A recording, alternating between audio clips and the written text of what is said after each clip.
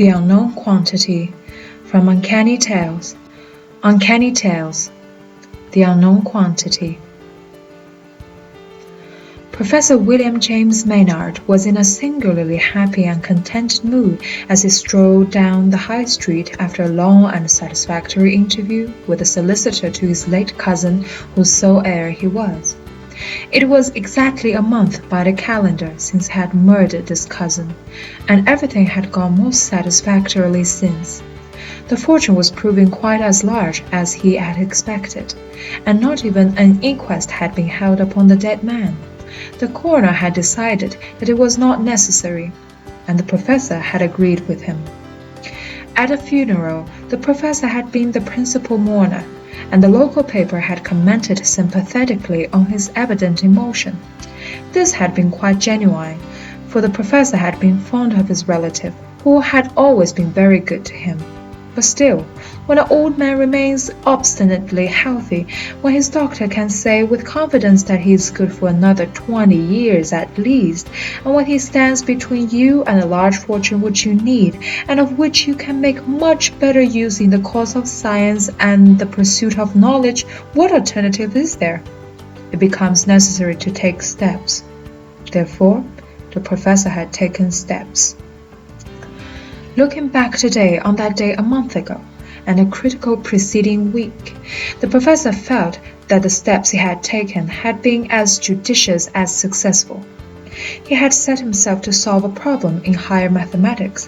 He had found it easier to solve than many he was obliged to grapple with in the course of his studies.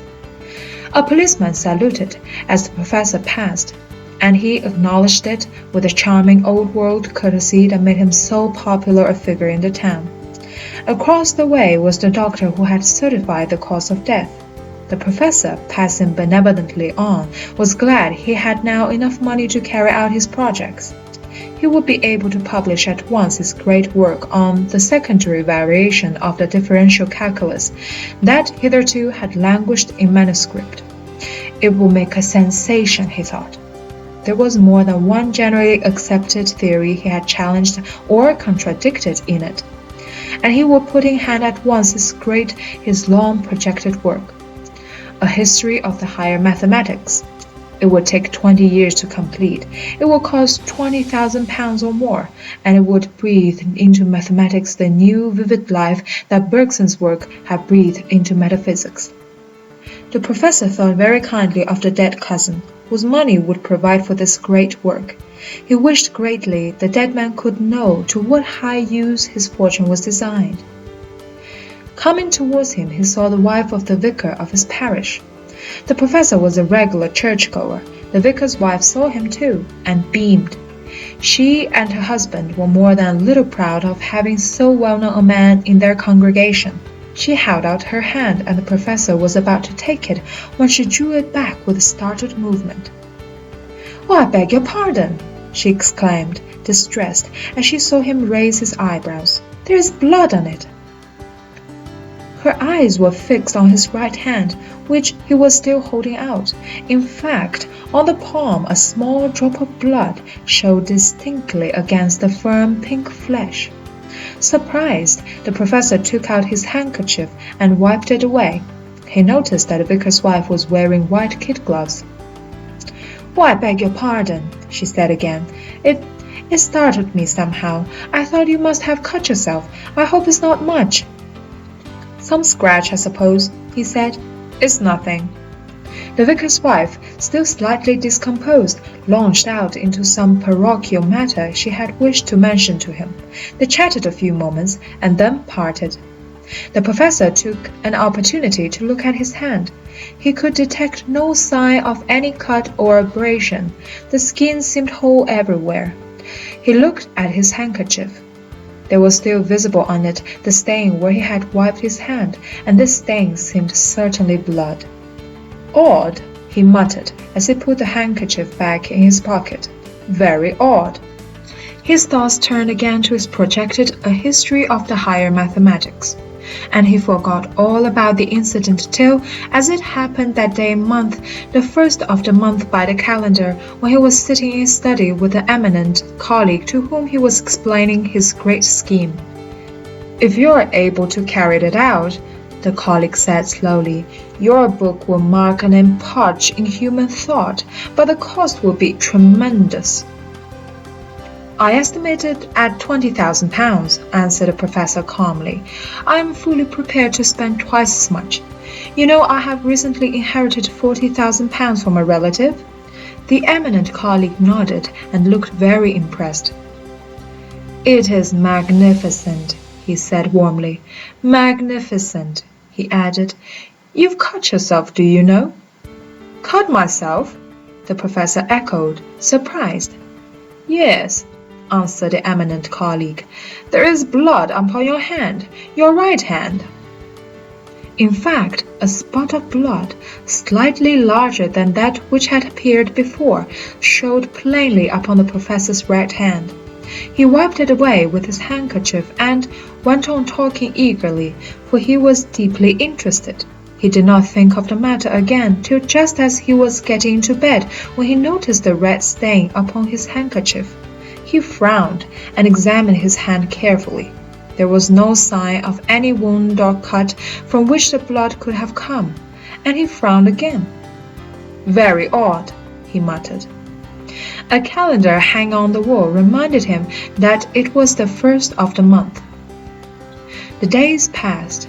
The incident faded from his memory, and 4 weeks later he came down one morning to breakfast in an unusually good temper. There was a certain theory he had worked on the night before he meant to write to a friend about. It seemed to him his demonstration had been really brilliant, and then also he was already planning out with great success the details of the scheme for his great work. He was making an excellent breakfast, for his appetite was always good, and needing some more cream, he rang the bell.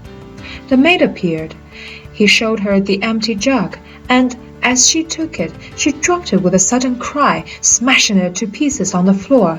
Very pale, she stammered out, "Beg pardon, sir, your hand. There is blood upon your hand."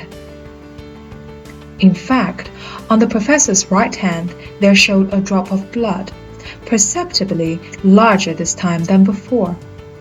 The professor stared at it stupidly. He was sure it had not been there a moment before, and he noticed by the heading of the newspaper at the side of his plate that this was the first of the month. With a hasty movement of his napkin, he wiped the drop of blood away. The maid, still apologizing, began to pick up the pieces of the jug she had broken, but the professor had no further appetite for this breakfast. He silenced her with a gesture, and, leaving a piece of toast half-eaten on his plate, he got up and went into his study. All this was trivial, absurd even, yet somehow it disturbed him. He got out a magnifying glass and examined his hand under it. There was nothing to account for the presence of the drop of blood he and the maid had seen. It occurred to him that he might have cut himself in shaving, but when he looked in the mirror he could find no trace of even the slightest wound. He decided that, though he had not been aware of it, his nerves must be a little out of order. That was disconcerting. He had not taken his nerves into consideration for the simple reason that he had never known that he possessed any. He made up his mind to treat himself to a holiday in Switzerland. 1 or 2 difficult ascents might brace him up a bit. 3 days later he was in Switzerland, and a few days later again he was on the summit of a minor but still difficult peak. It had been an exhilarating climb, and he had enjoyed it. He said something laughingly to the head guide to the effect that climbing was good sport and a fine test for the nerves. The head guide agreed, and added politely that if the nerves of Monsieur the professor had shown signs of failing on the lower glacier, for example, they might all have been in difficulties. The professor thrilled with pleasure at the head guide's implied praise. He was glad to know on such good authority that his nerves were all right, and the incidents that had driven him there began to fade in his memory. Nevertheless, he found himself watching the calendar with a certain interest, and when he woke on the morning of the first day of the next month, he glanced quickly at his right hand. There was nothing there. He dressed and spent, as he had planned, a quiet day, busy with his correspondence. His spirits rose as the day passed. He was still watchful, but more confident, and after dinner, though he had meant to go straight to his room, he agreed to join in a suggested game of bridge. They were cutting for partners when one of the ladies, who was to take part in the game, dropped with a little cry the card he had just lifted. "Oh, there is blood upon your hand!" she cried. "On your right hand, Professor!" Upon the professor's right hand there showed now a drop of blood, larger still than those other three had been, yet the very moment before it had not been there. The professor put down his cards without a word and left the room, going straight upstairs. The drop of blood was still standing on his hand. He soaked it up carefully with some cotton wool he had, and was not surprised to find beneath no sign or trace of any cut or wound. The cotton wool he made up carefully into a parcel and addressed it to an analytical chemist he knew, enclosing with it a short note. He rang the bell, sent the parcel to the post, and then he got out pen and paper and set himself to solve this problem, as in his life he had solved so many others. Only this time it seemed somehow as though the data were insufficient. Idly his pen traced upon the paper in front of him a large X, the sign of the unknown quantity. But how, in this case, to find out what was the unknown quantity? His hand, his firm and steady hand, shook so that he could no longer hold his pen. He rang the bell again and ordered a stiff whiskey and soda. He was a man of almost ascetic habits, but tonight he felt that he needed some stimulant. Neither did he sleep very well. The next day he returned to England. Almost at once he went to see his friend, the analytical chemist, to whom he had sent a parcel from Switzerland. "Mammalian blood," pronounced the chemist. "Probably human. Rather a curious thing about it, too." "What's that?" asked the professor. "Why," his friend answered, "I was able to identify the distinctive bacillus." He named the rare bacillus of an unusual and obscure disease, and this disease was that from which the professor's cousin had died. The professor was a man interested in all phenomena.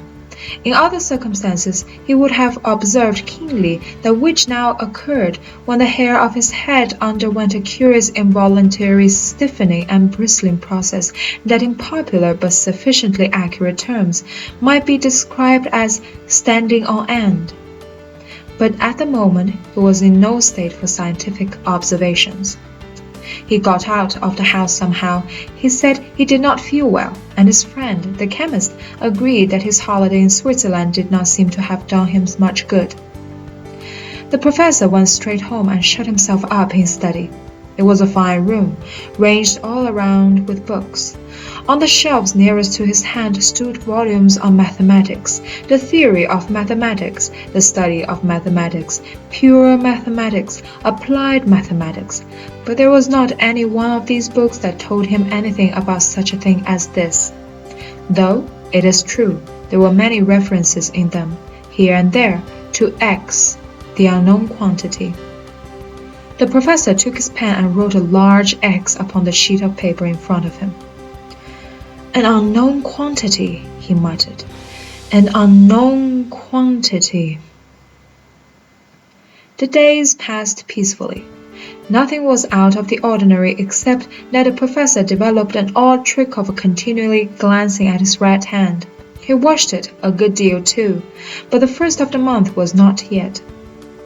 On the last day of the month he told his housekeeper that he was feeling a little unwell. She was not surprised, for she had thought him looking ill for some time past. He told her he would probably spend the next day in bed for a thorough rest, and she agreed that that would be a very good idea. When he was in his own room and had undressed, he bandaged his right hand with care, tying it up carefully and thoroughly with 3 or 4 of his large linen handkerchiefs. "Whatever comes shall now show," he said to himself. He stayed in bed accordingly the next day. His housekeeper was a little uneasy about him. He ate nothing, and his eyes were strangely bright and feverish. He overheard him once muttering something to himself about the unknown quantity, and that made her think that he had been working too hard. She decided he must see the doctor. The professor refused peremptorily. He declared he would be quite well again in the morning. The housekeeper, an old servant, agreed, but sent for the doctor all the same, and when he had come the professor felt he could not refuse to see him without appearing peculiar. And he did not wish to appear peculiar, so he saw the doctor, but declared there was nothing much the matter. He merely felt a little unwell and out of sorts and tired. "You have hurt your hand?"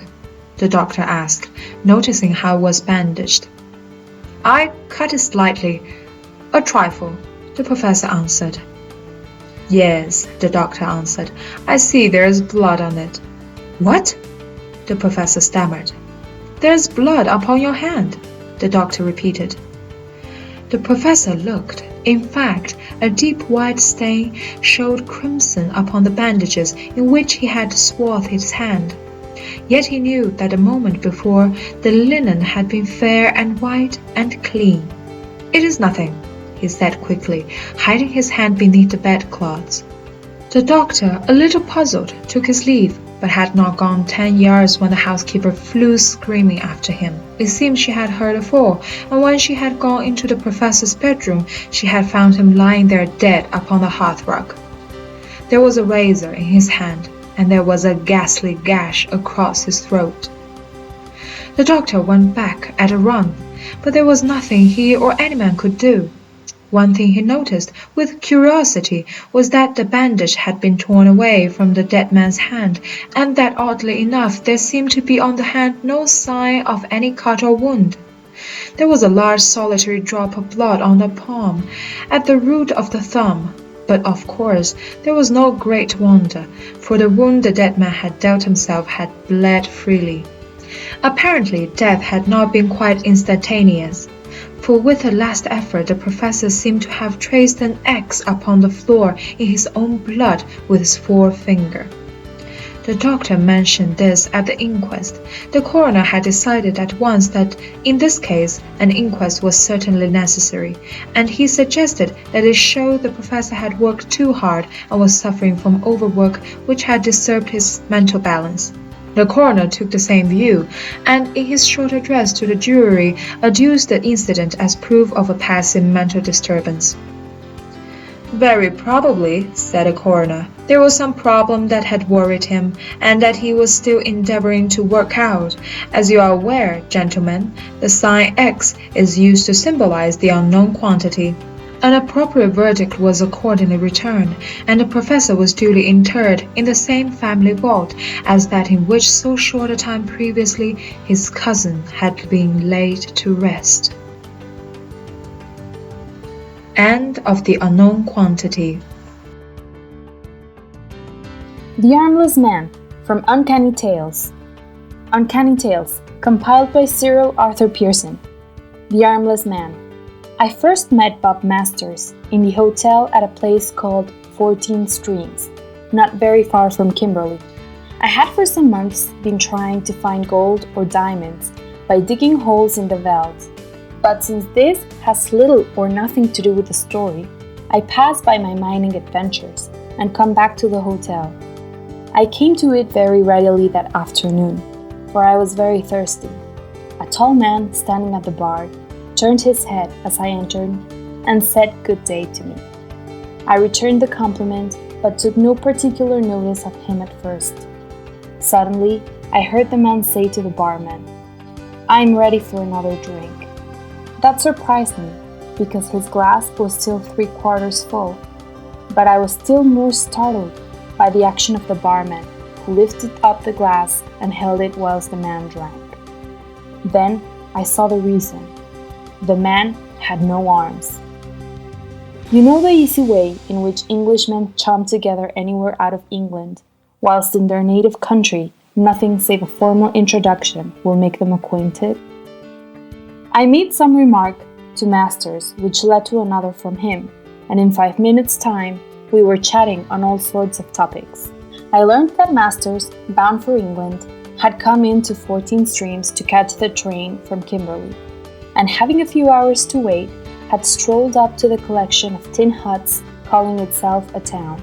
I was going down to Kimberley too, so of course we went together, and were quite old friends by the time we reached that city. We had a wash and something to eat, and then we walked round to the post office. I used to have my letters addressed there, post restante, and call in for them when I happened to be in Kimberley. I found several letters, one of which altered the whole course of my life. This was from Messrs. Harvey, Felsen and Harvey, solicitors, Lincoln's Inn Fields. It informed me that the sudden death of my cousin had so affected my uncle's health that he had followed his only son within the month. The senior branch of the family being thus extinct, the whole of the entailed estate had devolved on me. The first thing I did was to send off 2 cablegrams to say that I was coming home by the first available boat. One to the solicitors, the other to Nancy Millward. Masters and I arranged to come home together and eventually reached Cape Town. There, we had considerable trouble at the shipping office.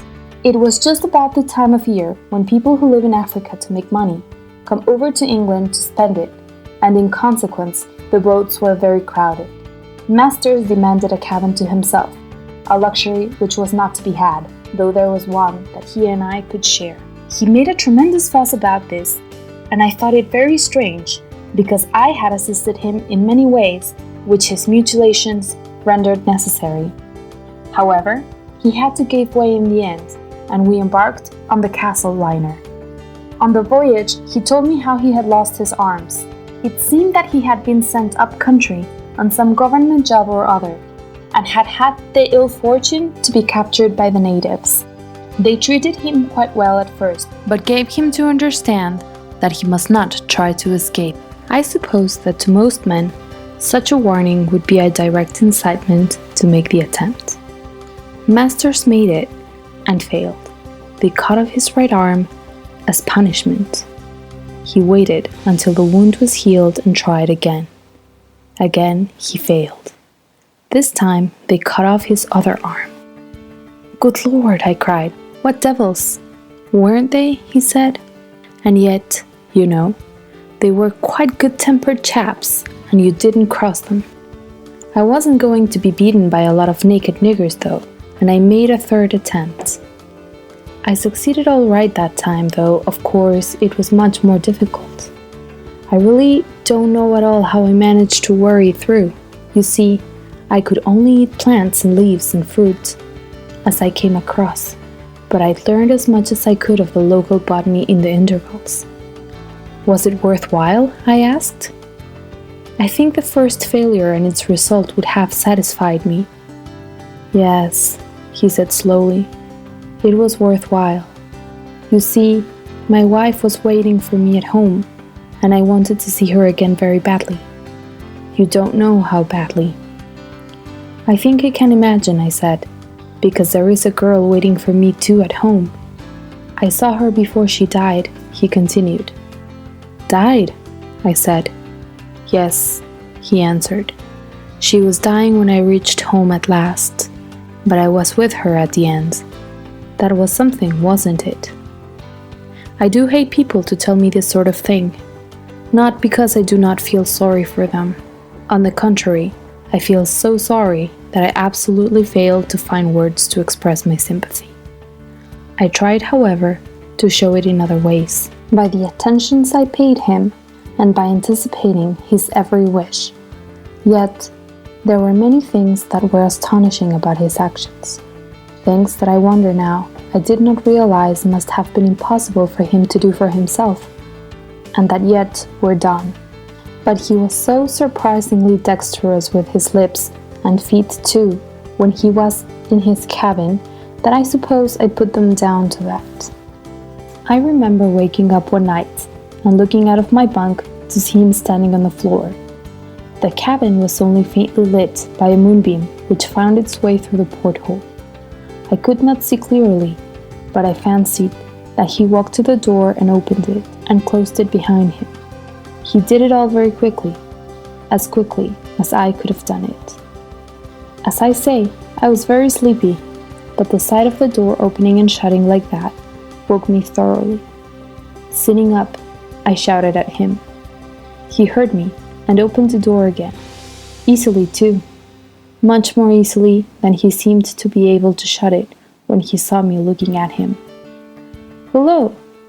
Awake, old chap?" he said. "What is it?" Nothing," I said. Or rather, I suppose I was only half awake, but you seemed to open that door so easily that it quite startled me. One does not always like to let others see the shifts to which one has to resort, was all he gave as an answer to me. But I worried over it. The thing bothered me, because he had made no attempt to explain. That was not the only thing I noticed.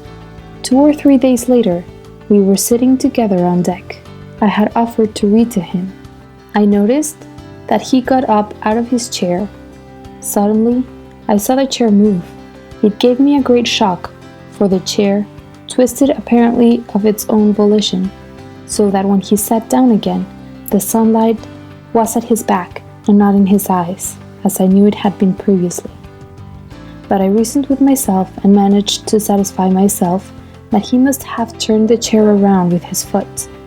It was just possible that he could have done so, for it had one of those light wicker work seats. We had a lovely voyage for 3/4 of the way, and the sea was as calm as any duck pond. But that was all altered when we passed Cape Finisterre.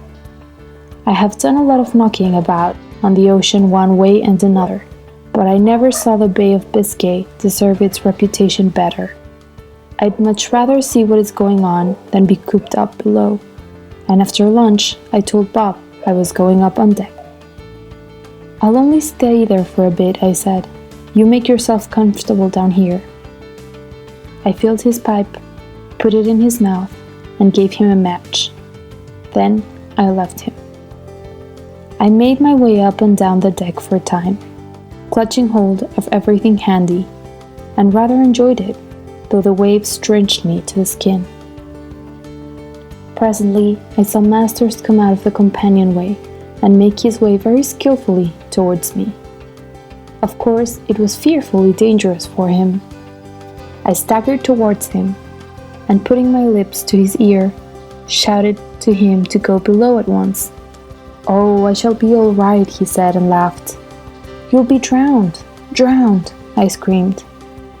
There was a wave just now that, well, if I hadn't been able to cling on with both hands like grim death, I should have gone overboard.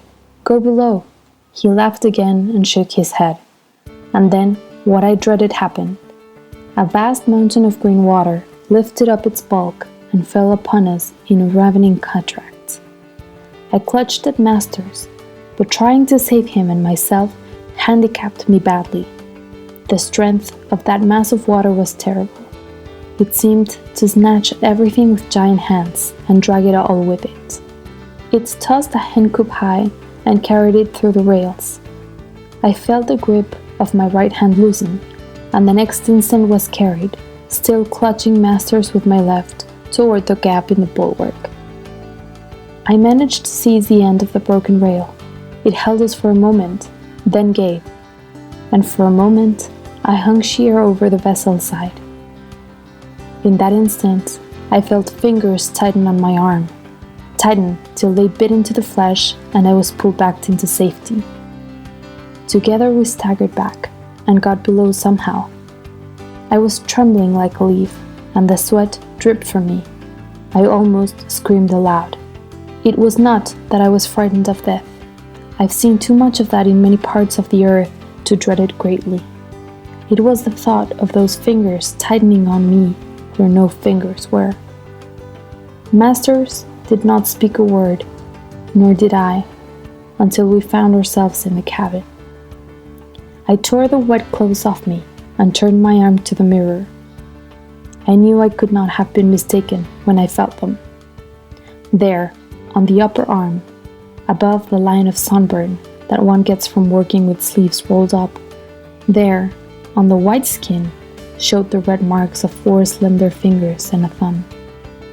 I sat down suddenly, aside of them, and pulling open a drawer, found a flask of neat brandy, and gulped it down, emptied it in one gulp. Then I turned to him and pointed to the marks. "In God's name, how came these here?" I said. What happened up there on deck?" He looked at me very gravely. "I saved you," he said. "Or rather, I didn't, or I could not. But she did." "What do you mean?" I stammered. "Let me get these clothes off," he said, "and some dry ones on, and I'll tell you." Words fail to describe my feelings as I watched the clothes come off him and dry ones go on just as if hands were arranging them. I sat and shuddered. I tried to close my eyes, but the weird, unnatural sight drew them as a lodestone. "I'm sorry that you should have had this shock," he said. "I know that it must have been like, though it was not so bad for me when they seemed to come, for they came gradually as time went on." "What came gradually?" I asked. "Why, these arms. They're what I'm telling you about. You asked me to tell you, I thought." "Did I?" I said. "I don't know what I'm saying or asking. I think I'm going mad, quite mad." "No," he said, "you're as sane as I am. Only when you come across something strange, unique for that matter, you are naturally terrified. Well, it was like this. I told you about my adventures with the niggers up country. That was quite true. They cut off both my arms. You can see the stumps for that matter. And I told you that I came home to find my wife dying.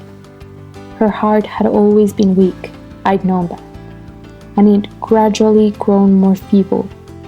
There must have been, indeed there was, a strange sort of telepathy between us. She had had fearful attacks of heart failure on both occasions when the niggers had mutilated me. I learned on comparing notes. But I had known too, somehow, that I must escape at all costs. It was a knowledge that made me try again after each failure. I should have gone on trying to escape as long as I had lived, or rather, as long as she had lived. I knelt beside her bed, and she put out her arms and laid them around my neck. "So you have come back to me before I go," she said. "I knew you must, because I called you so. But you have been long in coming, almost too long. But I knew I had to see you again before I died. I broke down then. I was sorely tired, no arms even to put around her. 'Darling, stay with me for a little, only for a little while,' I sobbed. She shook her head feebly. 'It is no use, my dear,' she said. 'I must go.' 'I'll come with you,' I said. 'I'll not live without you.' She shook her head again. 'You must be brave, Bob. I shall be watching you afterwards, just as much as if I still lived on earth. If only I could give you my arms, a poor, weak woman's arms, but better than none, dear.' She died some weeks later. I spent all the time at her bedside. I hardly left her. Her arms were around me when she died. Shall I ever feel them around me again, I wonder? You see, they are mine now. They came to me gradually. It was very strange at first to have arms and hands which one couldn't see. I used to keep my eyes shut as much as possible and tried to fancy that I had never lost my arms. I got used to them in time, but I have always been careful not to let people see me do things that they would know to be impossible for an armless man. That was what took me to Africa again, because I could get lost there and do things for myself with these hands. 'And they twain shall be a one flesh,' I muttered. 'Yes,' he said, 'I think the explanation must be something of that sort. There's more than that in it, though. These arms are other than flesh.' He sat silent for a time with his head bowed on his chest. Then he spoke again. 'I got sick of being alone at last, and was coming back when I met you at 14 Streams. I don't know what I shall do when I do get home. I can never rest. I have, what do they call it? Wanderlust? Does she ever speak to you from that other world? I asked him. He shook his head sadly. No, never. But I know she lives somewhere beyond this world of ours. She must, because these arms live. So I try always to act as if she watches everything. I always try to do the right thing. But anyway, these arms and hands would do good of their own accord.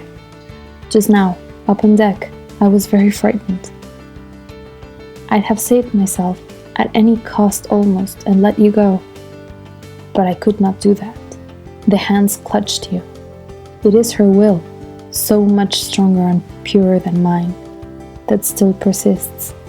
It is only when she does not exert it that I control these arms. That was how I learned the strangest tale that ever a man was told, and knew the miracle to which I owed my life. It may be that Bob Masters was a coward. He always said he was. Personally, I do not believe it, for he had the sweetest nature I ever met.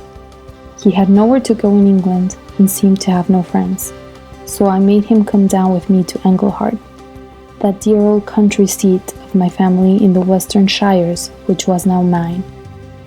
Nancy lived in that country too. There was no reason why we should not get married at once. We had waited long enough. I can see again the old ivy-grown church where Nancy and I were wed, and Bob Masters standing by my side as best man. I remember feeling in his pocket for the ring, and as I did so, I felt a hand grasp mine for a moment. Then, there was a reception afterwards, and speech-making, the usual sort of thing. Later, Nancy and I drove off to the station.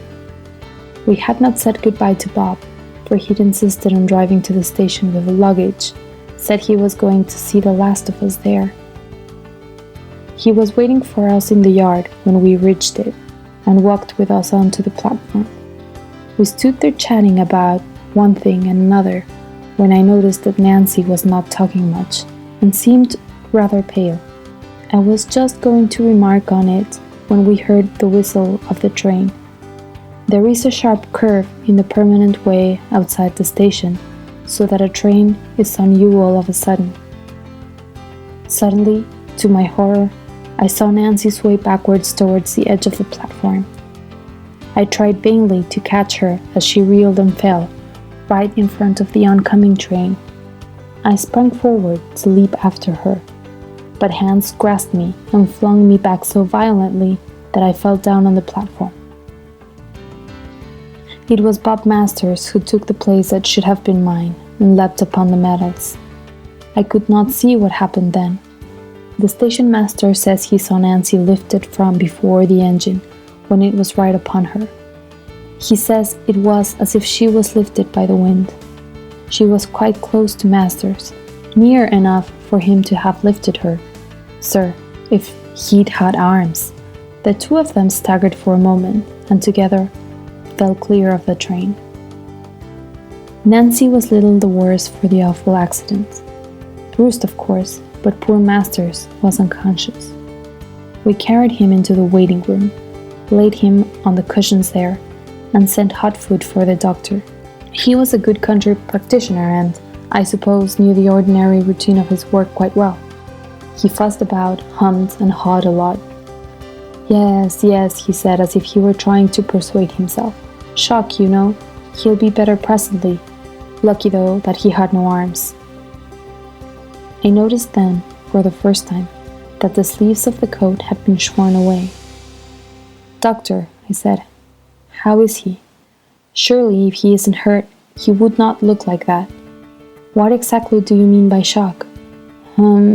He hesitated and applied his stethoscope to Master's heart again. The heart is very weak, he said at length. Very weak. He's always very anemic, I suppose?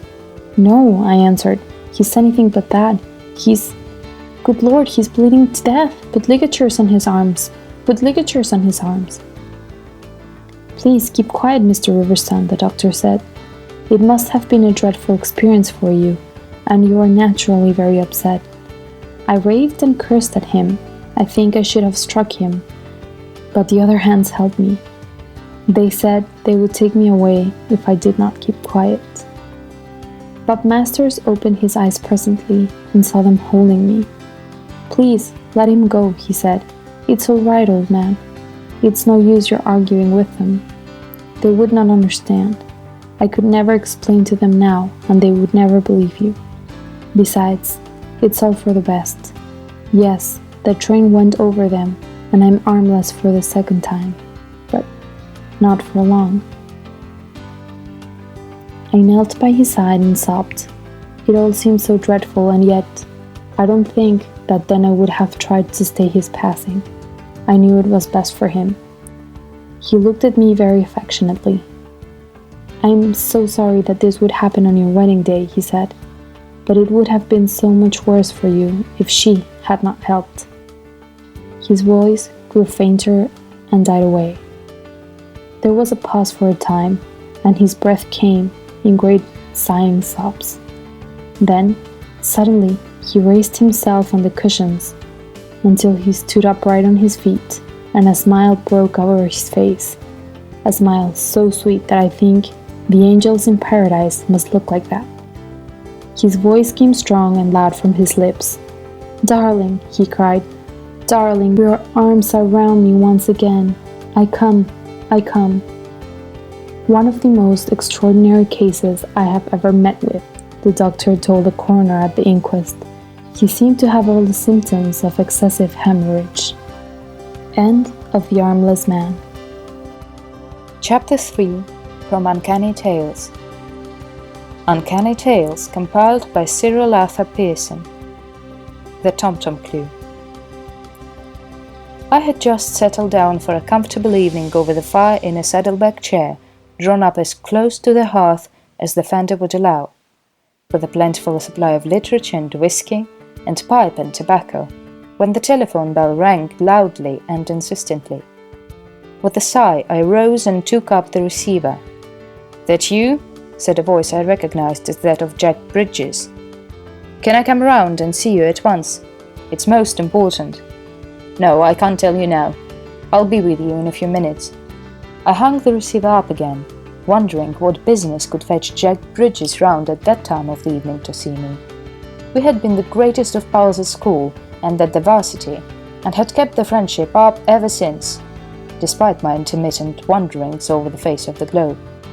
But during the last few days or so, Jack had become engaged to Miss Glanville, the daughter of old Glanville, of South African fame, and as a lovesick swain I naturally expected to see very little of him, until after the wedding at any rate.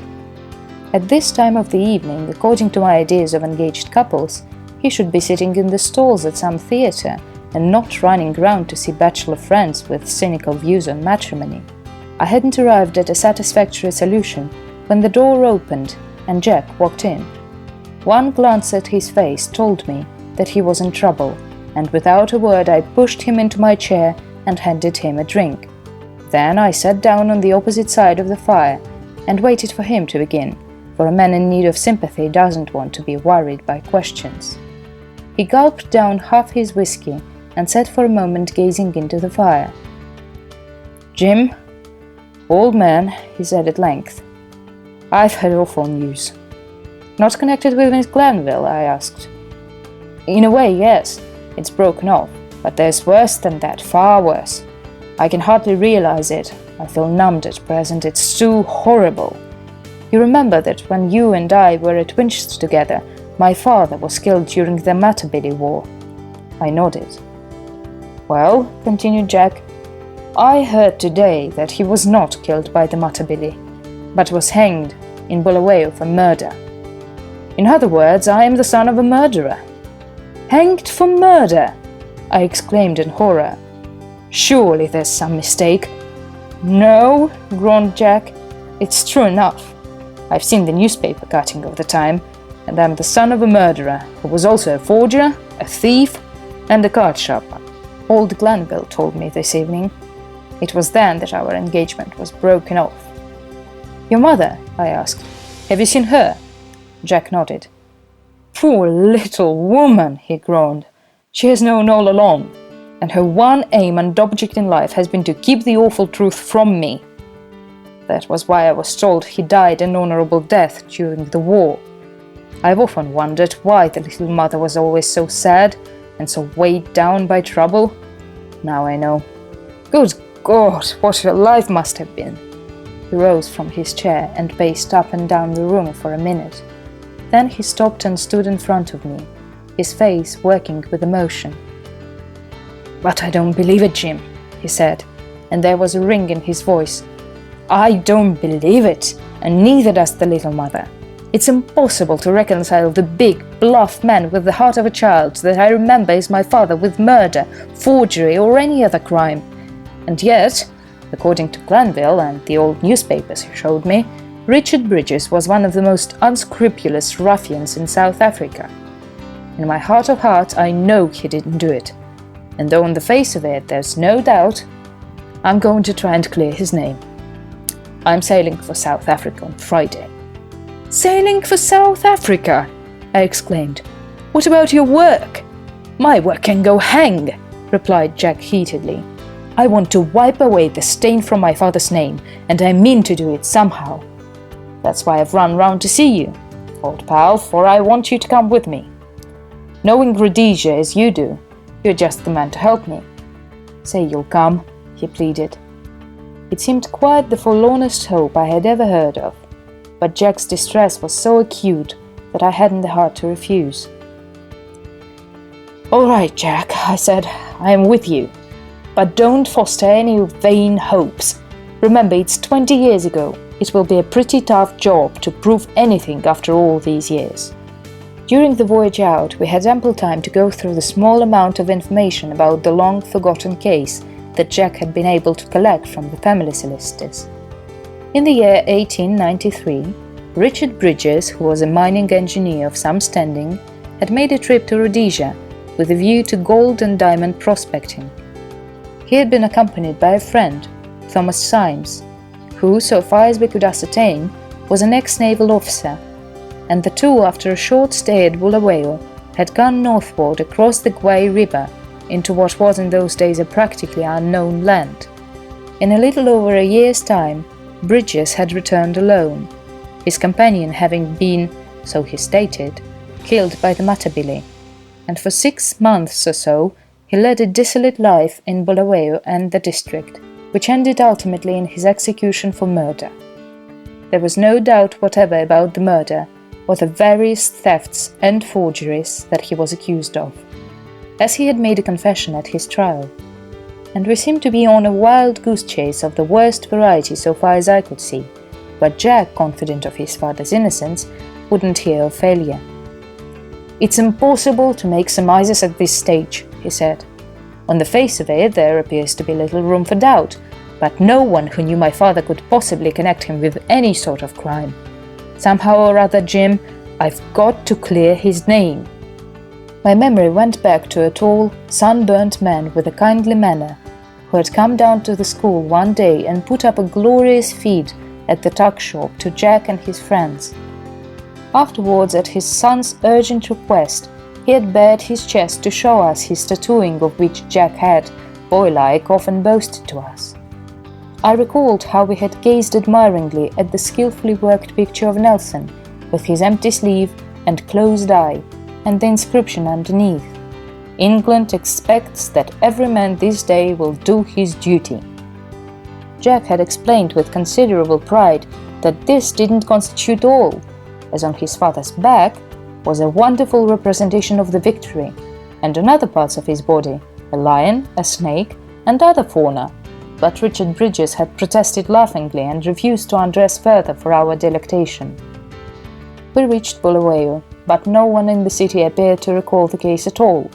Indeed, Bulawayo had grown out of all recognition since Richard Bridges had passed through it on his prospecting trip. It was difficult to know where to start.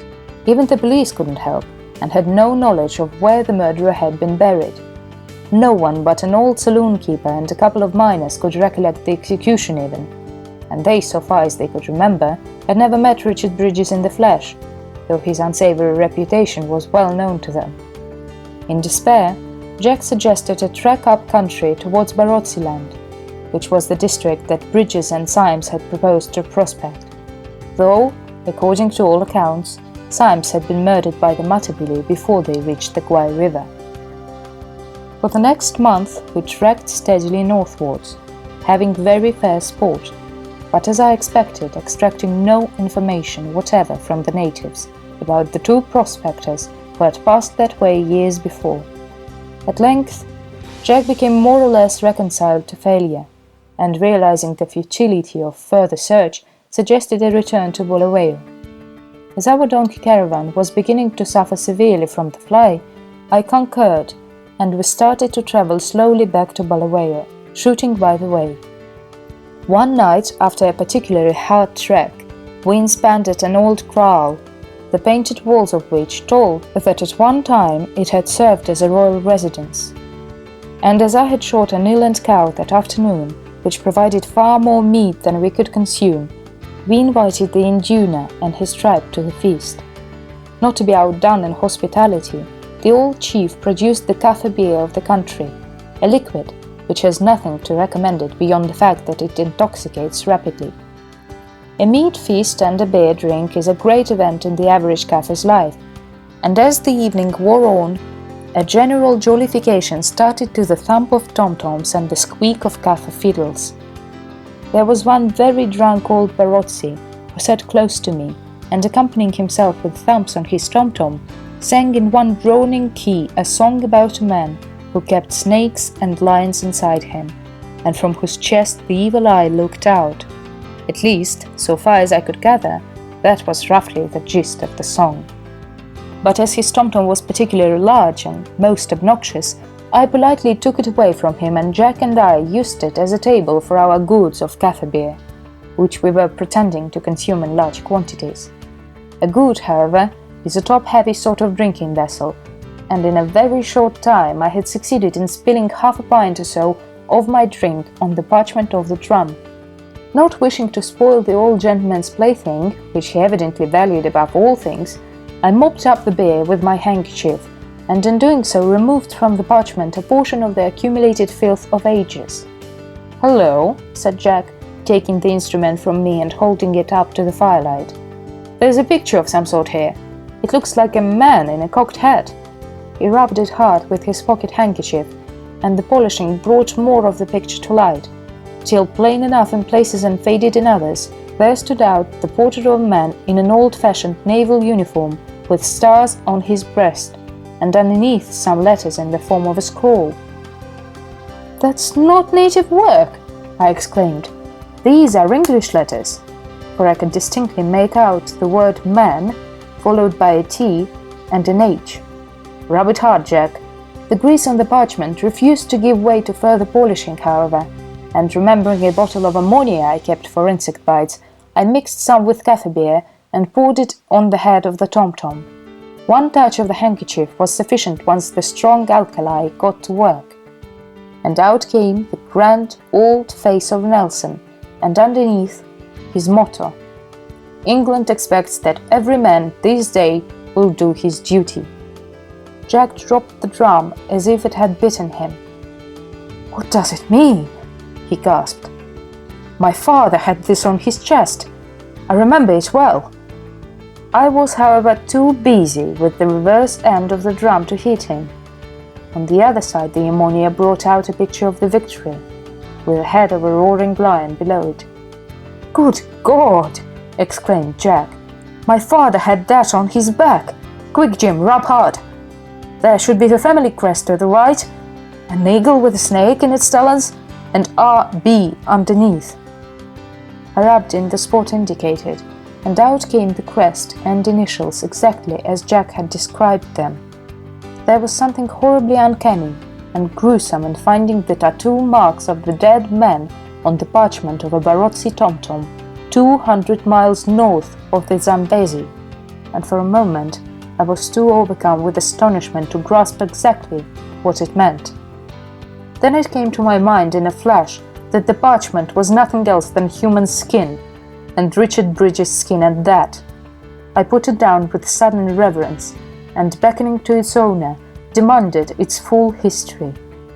At first he showed signs of fear, but promising him a waist length of cloth if he told the truth, he squatted on his hams before us and began. Many, many moons ago, before the white men came to trade across the big water as they do now, 2 white baases came into this country to look for white stones and gold. One baas was bigger than the other, and on his chest and on his body were pictures of birds and beasts and strange things. On his chest was a great inkoos with one eye covered, and on his back a hut with trees growing straight up into the air from it. On his loins was a lion of great fierceness, and coiled round his waist was a hissing mamba, snake. We were sore afraid, for the white baas told us he was bewitched, and that if harm came to either, he would uncover the closed eye of the great inkoos upon his chest, which was the evil eye, and command him to blast the Barotse and their land forever. So the white men were suffered to come and go in peace, for we dreaded the evil eye of the great inkoos.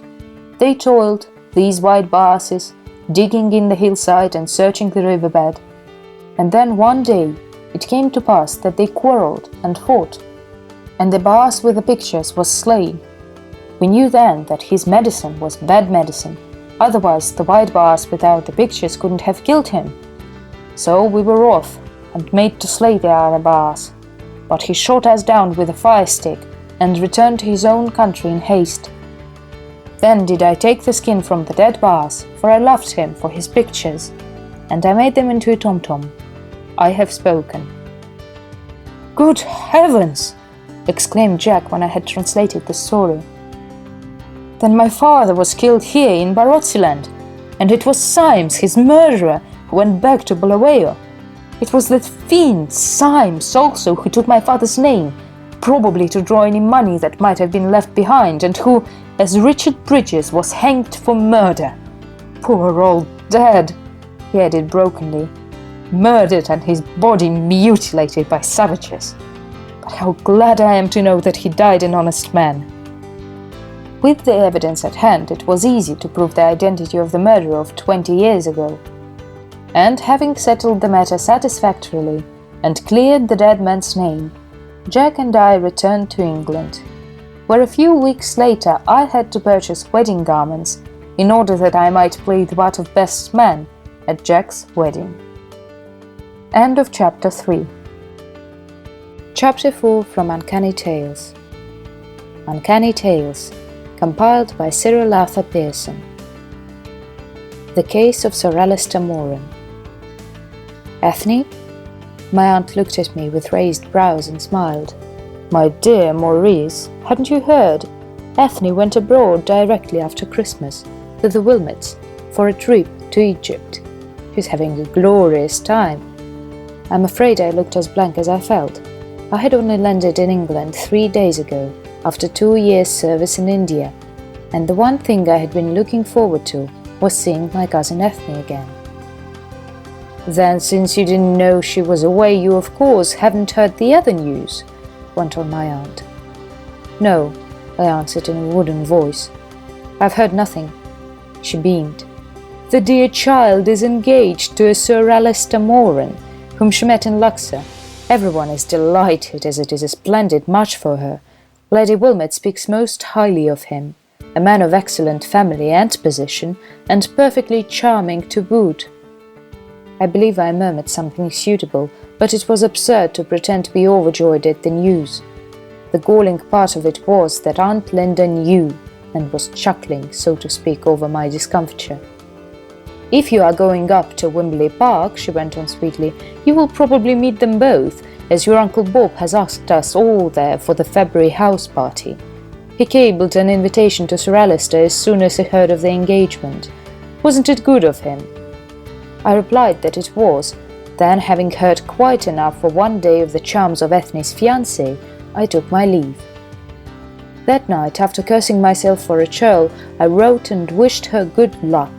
The next morning I received a letter from Uncle Bob asking me to go to Wimberley, and early in the following week I travelled up to Cumberland. I received a warm welcome from the old general. As a boy, I used to spend the greater part of my holidays with him, and being childless himself, he regarded me more or less as a son. On February 16th, Ethne, her mother, and Sir Alister Moran arrived. I motored to the station to meet them. The evening was cold and raw, and so dark that it was almost impossible to distinguish people on the badly lighted little platform. However, as I groped my way along, I recognized Ethne's voice, and thus directed hurry towards the group. As I did so, two gleaming golden eyes flashed out at me through the darkness. Hello, I thought, so she skirted along the faithful Pincher. But the next moment I found I was mistaken, for Ethne was holding out both hands to me in greeting. There was no dog with her, and in the bustle that followed, I forgot to seek further for the solution of those two fiery lights. "It was good of you to come, Maurice," Ethne said with unmistakable pleasure, then turning to the man at her side. "Alister, this is my cousin, Captain Kilvert, of whom you have heard me speak." We murmured the usual formalities in the usual manner, but as my fingers touched his, I experienced the most curious sensation down the region of my spine. It took me back to Burma and a certain very uncomfortable night that I once passed in the jungle. But the impression was so fleeting as to be indefinable, and soon I was busy getting everyone settled in the car. So far, except that he possessed an exceptionally charming voice, I had no chance of forming an opinion of my cousin's fiancé. It was 7:30 when we got back to the house, so we all went straight up to our rooms to dress for dinner. Everyone was assembled in the drawing-room when Sir Alister Moran came in, and I shall never forget the effect his appearance made. Conversation ceased entirely for an instant. There was a kind of breathless pause, which was almost audible as my uncle rose to greet him. In all my life I had never seen a handsomer man, and I don't suppose anyone else there had either. It was the most startling, arresting style of beauty one could possibly imagine, and yet, even as I stared at him in admiration, the word black flashed into my mind. Black, I pulled myself up sharply. We English who have lived out in the East are far too prone to stigmatize thus anyone who shows the smallest trace of being a half-breed. But in Sir Alister's case, there was not even a suspicion of this. He was no darker than scores of men of my own nationality, and besides he belonged, I knew, to a very old Scottish family. Yet, try as I would to strangle the idea, all through the evening the same horrible, unaccountable notion clung to me. That he was the personality of the gathering, there was not the slightest doubt. Men and women alike seemed attracted by him, for his individuality was on a par with his looks. Several times during dinner I glanced at Ethne, but it was easy to see that all her attention was taken up by her lover. Yet oddly enough, I was not jealous in the ordinary way.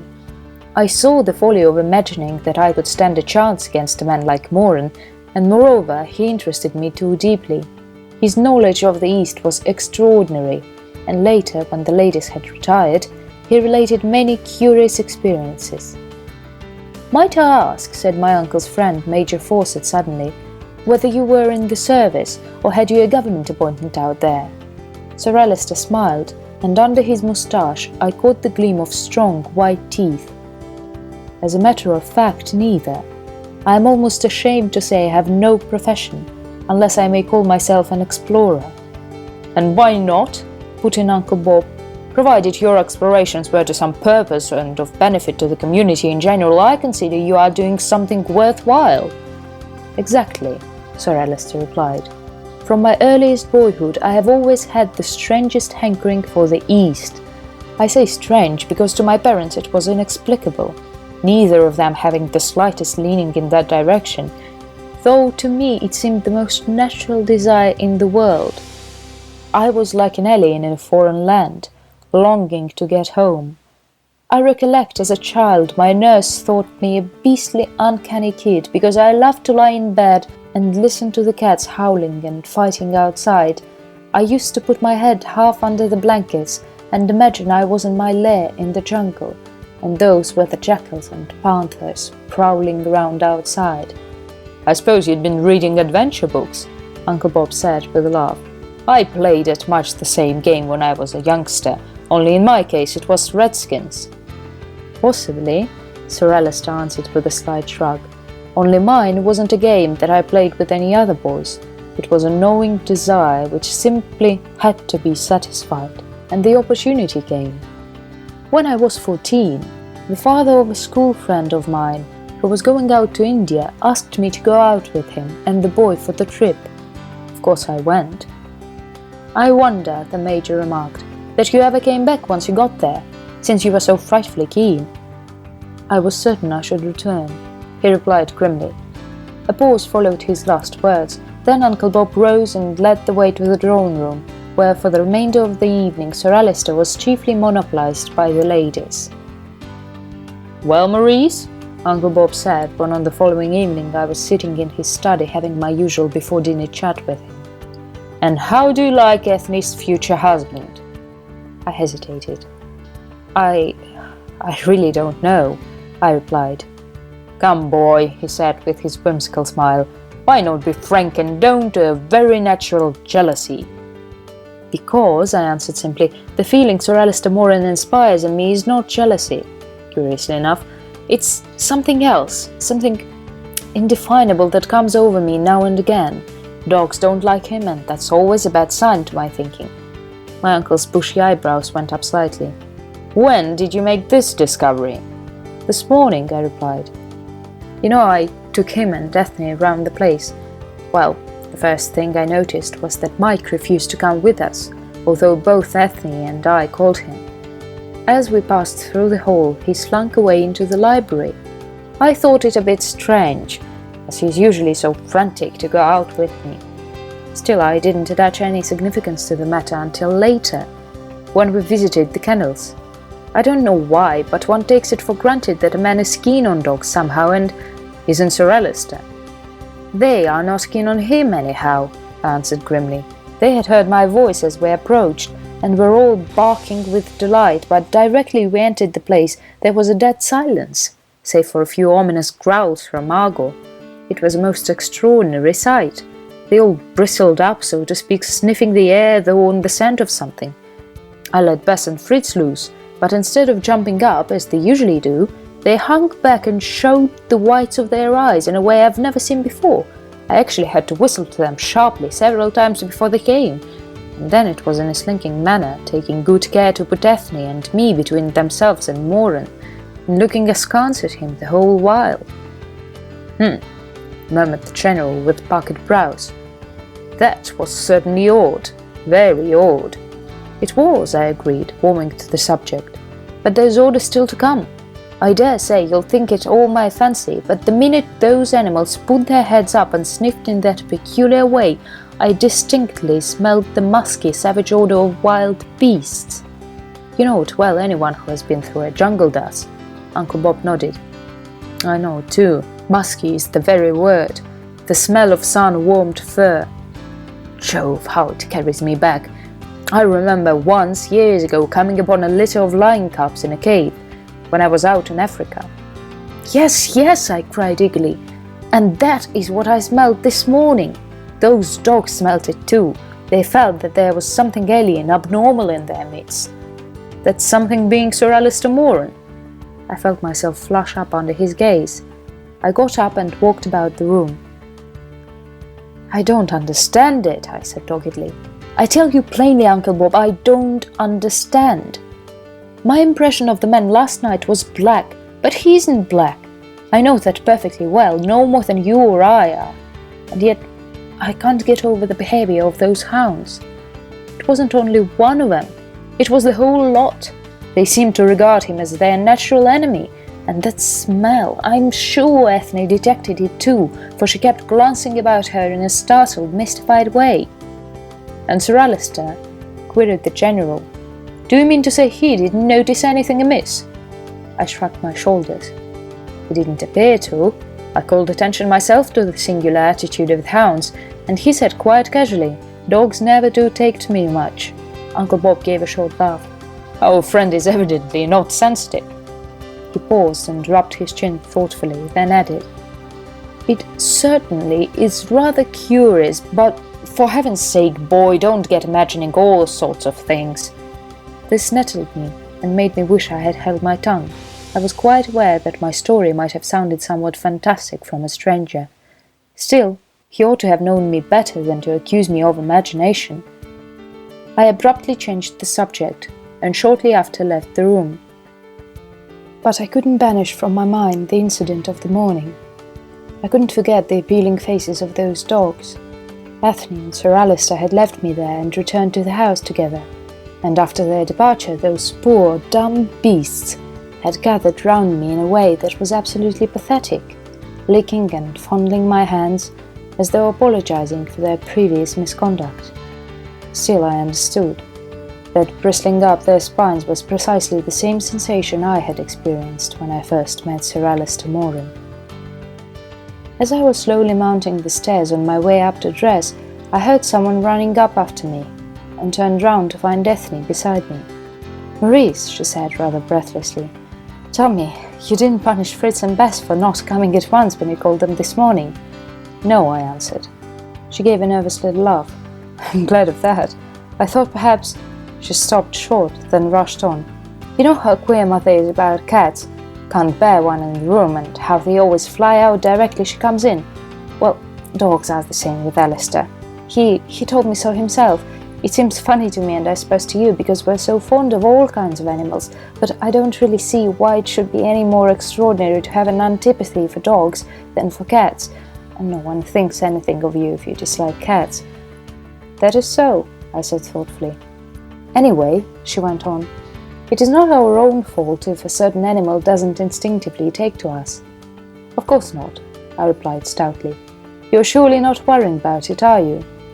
She hastened to assure me that she was not, but I could see that my endorsing her opinion was a great relief to her. She had been afraid that I should think it unnatural. I did, for that matter, but I could not, of course, tell her so. That night Sir Alister and I sat up late talking after the other men had retired.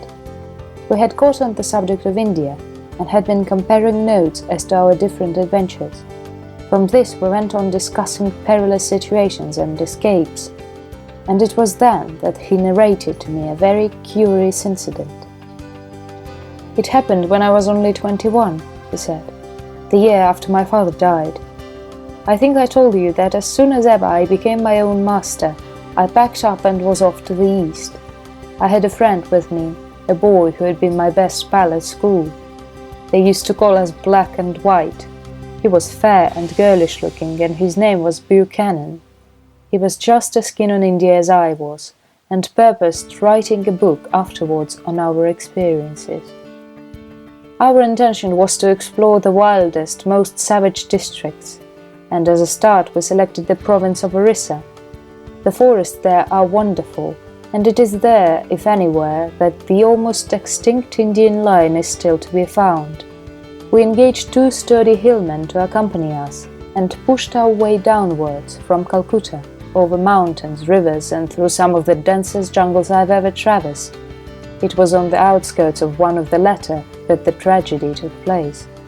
We had pitched our tents one evening after a long, tiring day, and turned in early to sleep, Buchanan and I in one, and the 2 Bills in the other. Sir Alister paused for a few moments, toying with his cigar in an abstracted manner, then continued in the same clear, even voice. "When I awoke next morning, I found my friend lying beside me dead, and blood all round us. His throat was torn open by the teeth of some wild beast, his breast was horribly mauled and lacerated, and his eyes were wide, staring open, and their expression was awful. He must have died a hideous death and known it." Again he stopped, but I made no comment, only waited with breathless interest till he went on. "I called the 2 men. They came and looked, and for the first time I saw terror written on their faces. Their nostrils quivered as though scenting something. Then tiger, they gasped simultaneously. One of them said he had heard a stifled scream in the night, but had thought it merely some animal in the jungle. The whole thing was a mystery. How I came to sleep undisturbed through it all, how I escaped the same fate, and why the tiger didn't carry off his prey.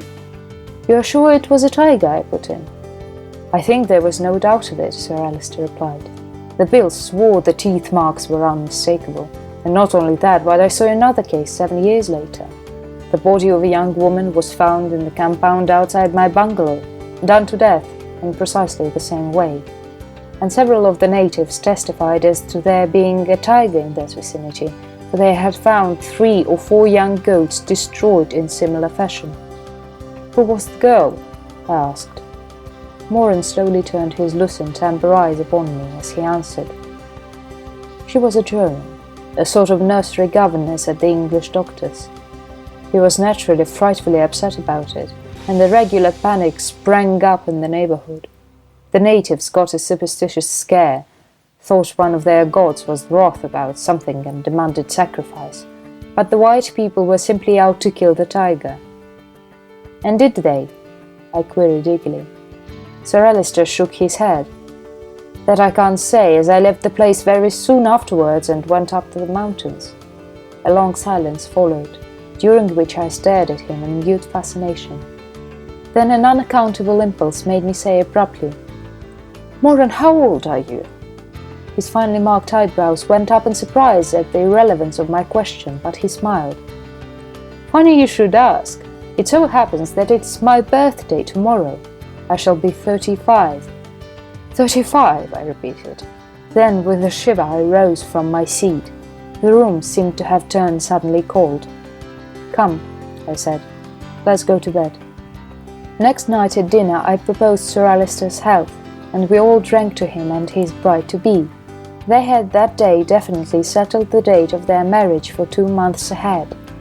Ethne was looking radiant, and everyone seemed in the best of spirits. We danced and drummed and played rowdy games like a pack of children. Nothing was too silly for us to attempt. While a one-step was in full swing, some would-be wag suddenly turned off all the lights. It was then that for a moment I caught sight of a pair of glowing, fiery eyes shining through the darkness. Instantly my thoughts flew back to that meeting at the station, when I had fancied that Ethne had her dog in her arms. A chill, sinister feeling crept over me, but I kept my gaze fixed steadily in the same direction. The next minute the lights went up, and I found myself staring straight at Sir Alister Moran. His arm was round Ethne's waist, and she was smiling up into his face. Almost immediately they took up the dance again, and I and my partner followed suit. But all my gaiety had departed. An indefinable oppression seized me and clung to me for the rest of the evening. As I emerged from my room next morning, I saw old Giles, the butler, hurrying down the corridor towards me. "Oh, Mr. Maurice, Captain Kilvert, sir!" He burst out, consternation in every line of his usually solid countenance. "A dreadful thing has happened. How it's come about, I can't for the life of me say. And how we're going to tell the General, the Lord only knows." "What?" I asked, seizing him by the arm. "What is it?" "The dog, sir," he answered in a hoarse whisper. "Mike in the study." I waited to hear no more, but strode off down the stairs, Giles hobbling beside me as fast as he could, and together we entered the study. In the middle of the floor lay the body of Mike. A horrible foreboding gripped me, and I quickly knelt down and raised the dog's head. His neck was torn open, bitten right through the windpipe, the blood still dripping from it into a dark pool on the carpet. A cold, numbing sensation stole down my spine and made my legs grow suddenly weak. Beads of perspiration gathered on my forehead as I slowly rose to my feet and faced Giles. "What's the meaning of it, sir?" he asked, passing his hand across his brow in utter bewilderment. "That dog was as right as possible when I shut up last night, and he couldn't have got out." "No," I answered mechanically. "He couldn't have got out." "Looks like some wild beast had attacked him," muttered the old man in awed tones as he bent over the lifeless body. "Do you see the teeth marks, sir? But it's not possible, not possible." "No," I said again in the same wooden fashion. "It's not possible." "But how are we going to account for it to the General?" he cried brokenly. "Oh, Mr. Maurice, sir, it's dreadful." I nodded. "You're right, Giles. Still, it isn't your fault, nor mine. Leave the matter to me, I'll break it to my uncle. It was a most unenviable task, but I did it. Poor Uncle Bob. I shall never forget his face when he saw the mutilated body of the dog that for years had been his faithful companion. He almost wept. Only rage and resentment against the murderer were so strong in him that they thrust grief for the time into the background. The mysterious, incomprehensible manner of the dog's death only added to his anger, for there was apparently no one on whom to wreak his vengeance. The news caused general concern throughout the house, and Ethne was frightfully upset. "Oh, Alistair, isn't it awful?" she exclaimed, tears standing in her pretty blue eyes. "Poor, darling Mike." "Yes," he answered rather absently. "It's most unfortunate. Valuable dog too, wasn't it?" I walked away. The man's calm, handsome face filled me suddenly with unspeakable revulsion. The atmosphere of the room seemed to become heavy and noisome. I felt compelled to get out into the open to breathe. I found the General tramping up and down the drive in the rain, his chin sunk deep into the collar of his overcoat, his hat pulled low down over his eyes. I joined him without speaking, and in silence we paced side by side for another quarter of an hour. "Uncle Bob," I said abruptly at last, "take my advice. Have one of the hounds indoors tonight. Princep, he's a good watchdog." The General stopped short in his walk and looked at me. "You've something on your mind, boy. What is it?" "This," I answered grimly. "Whoever or whatever killed Mike was in the house last night or got in after Giles shut up. It may still be there for all we know. In the dark, dark deeds are done.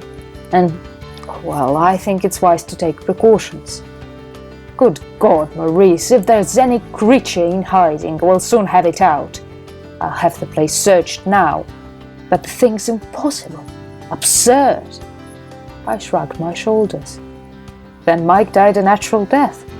"Natural," he echoed fiercely. "Don't talk rubbish." "In that case," I said quietly, "you'll agree to let one of the dogs sleep in." He gave me a long, troubled, searching look, then said gruffly, "Very well, but don't make any fuss about it. Women are such nervous beings and we don't want to upset anyone." "You needn't be afraid of that," I replied. "I'll manage it all right." There was no further talk of Mike that day.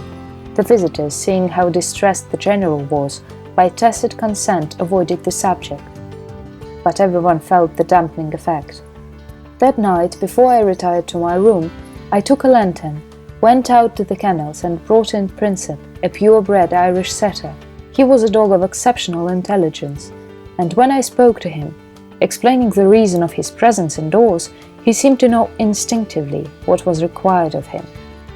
As I passed the study, I noticed a light coming from under the door. Somewhat surprised, I turned the handle and looked in. My uncle was seated before his desk in the act of loading a revolver. He glanced up sharply as I entered. "Oh, it's you, is it? Got the dog in?" "Yes," I replied. "I've left him in the library with the door open." He regarded the revolver pensively for a few moments, then laid it down in front of him. "You've no theory as to this business?" I shook my head. I could offer no explanation. Yet all the while there lurked deep down in my heart a hideous suspicion. A suspicion so monstrous that had I voiced it, I should probably have been considered mad. And so I held my peace on the subject and merely wished my uncle good night. It was about 1 o'clock when I got into bed, but my brain was far too agitated for sleep. Something I had heard years ago, some old wives' tales about a man's life changing every 7 years, kept dinning in my head. I was striving to remember how the story went, when a slight sound outside caught my ear. In a second I was out of bed and had silently opened the door. As I did so, someone passed close by me down the corridor. Cautiously, with beating heart, I crept out and followed. However, I almost exclaimed aloud in my amazement, for the light from a window fell full on the figure ahead of me, and I recognized my cousin Ethne. She was sleepwalking, a habit she had had from her childhood. and which apparently she had never outgrown. For some minutes I stood there, undecided how to act, while she passed on down the stairs out of sight. To wake her I knew would be wrong. I knew also that she had walked thus a score of times without coming to any harm. There was therefore no reason why I shouldn't return to my room and leave her to her wanderings. Yet still I remained rooted to the spot, all my senses strained, alert. And then suddenly I heard Princep whine. A series of low, stertorous growls followed, growls that made my blood run cold. With swift, noiseless steps, I stole along to the minstrel's gallery, which overlooked that portion of the hall that communicated with the library.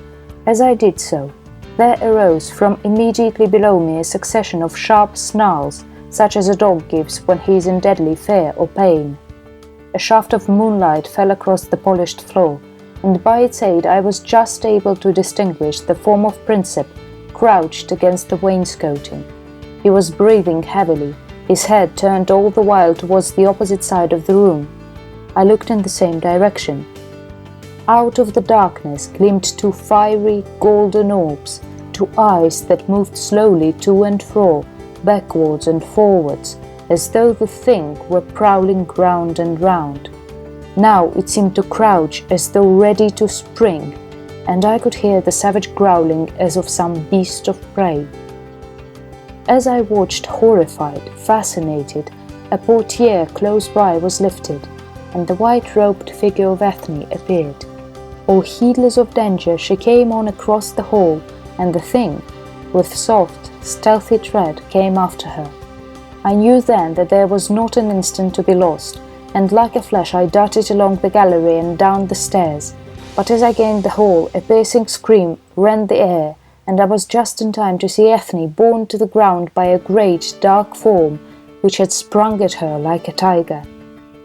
Half frantic, I dashed forward, snatching as I did so a rapier from the wall, the only weapon handy. But before I reached the spot, a voice from the study doorway called, "Stop!" and the next moment the report of a pistol rang out. "Good God!" I cried. "Who have you shot?" "Not the girl," answered the grim voice of my uncle. "You may trust my aim for that. I fired at the eyes of the thing. Here, quick, get the lights and let's see what has happened." But my one and only thought was for Ethne. Moving across to the dark mass on the floor, I stretched out my hand. My fingers touched a smooth fabric-like cloth, but the smell was the smell of fur, the musky, sun-warmed fur of the jungle. With sickening repugnance I seized the thing by its two broad shoulders and rolled it over. Then I carefully raised Ethne from the ground. At that moment Giles and a footman appeared with candles. In silence my uncle took one and came towards me, the servants with scared, blanched countenances following. The light fell full upon the dead, upturned face of Sir Alister Moran. His upper lip was drawn back, showing the strong, white teeth. The two front ones were tipped with blood. Instantly my eyes turned to Ethne's throat, and there I saw deep, horrible marks like the marks of a tiger's fangs. But thank God they hadn't penetrated far enough to do any serious injury. My uncle's shot had come just in time to save her. "Mila fainted, hasn't she?" he asked anxiously. I nodded.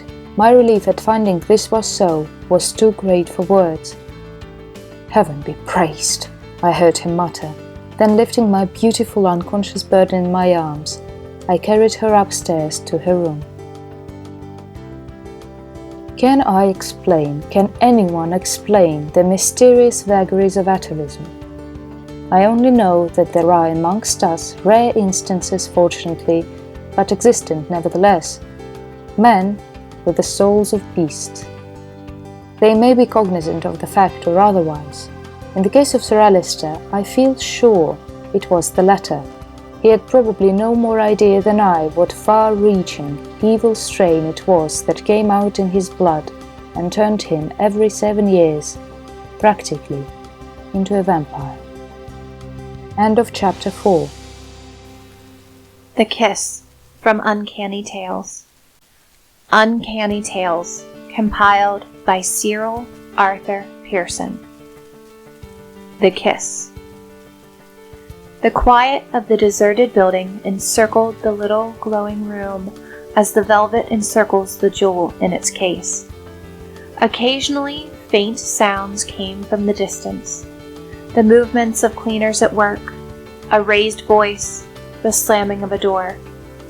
The man sat at his desk as he had sat through the busy day, but he had turned sideways in his seat, the better to regard the other occupants of the room. She was not beautiful, had no need to be. Her call to him had been the saner call of mind to mind, that he desired, besides the passing benediction of her hands, the fragrance of her corn gold hair, the sight of her slenderness.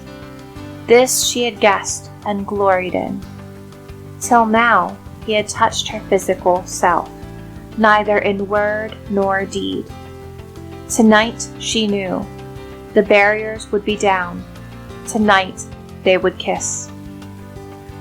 Her quiet eyes, held by his during the spell that had bound them speechless, did not flinch at the breaking of it. The Lord made the world, and then he made this rotten old office, the man said quietly. Into it he put you and me. What before that day has gone to the making and marring of me, and the making and perfecting of you, is not to the point. It is enough that we have realized, heart and soul and body, that you are mine, and I am yours. Yes, she said. He fell silent again, his eyes on her hungrily. She felt them and longed for his touch, but there came only his voice. I want you. The first moment I saw you, I wanted you. I thought then that, whatever the cost, I would have you. That was in the early days of our talks, dear, before you made it so courageously clear to me that it would never be possible for you to ignore my marriage and come to me. That is still so, isn't it? She moved slightly, like a dreamer in pain, as again she faced the creed she had hated through many a sleepless night. It is so, she agreed. And because it is so, you are going away tomorrow. Yes. They looked at each other across the foot or two of intervening space. It was a look to bridge death with.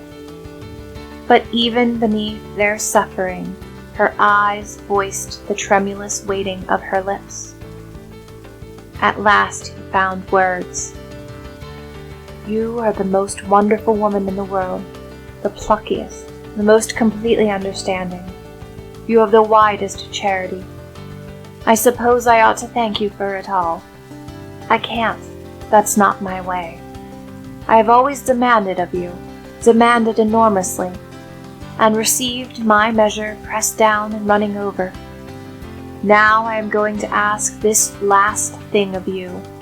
Will you, of your goodness, go away, upstairs, anywhere, and come back in 10 minutes' time? By then I shall have cleared out. She looked at him, almost incredulously, lips parted. Suddenly she seemed a child. You, I, she stammered, then rising to her feet with a superb simplicity. But you must kiss me before you go. You must. You simply must. For the space of a flaming moment, it seemed that in one stride he would have crossed to her side, caught and held her. For God's sake, he muttered, in almost ludicrous fear of himself. Then, with a big effort, he regained his self-control. Listen, he said hoarsely. I want to kiss you so much that I daren't even get to my feet. Do you understand what this means? Think of it just for a moment, and then realize that I am not going to kiss you. And I have kissed many women in my time, too, and shall kiss more, no doubt. But it's not because of that I'm holding back. No. Neither is it because I funk the torture of kissing you once and letting you go. It's because I'm afraid. For you. For me? Listen, you have unfolded your beliefs to me, and though I don't hold them, don't attempt to live up to your lights. The realization of them have given me a reverence for you that you don't dream of. I have put you in a shrine and knelt to you. Every time you have sat in that chair and talked with me, I have worshipped you.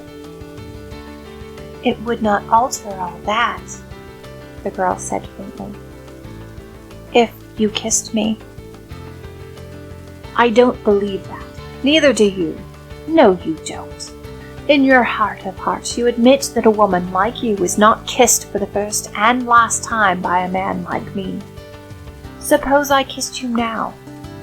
I should awaken something in you as yet half asleep.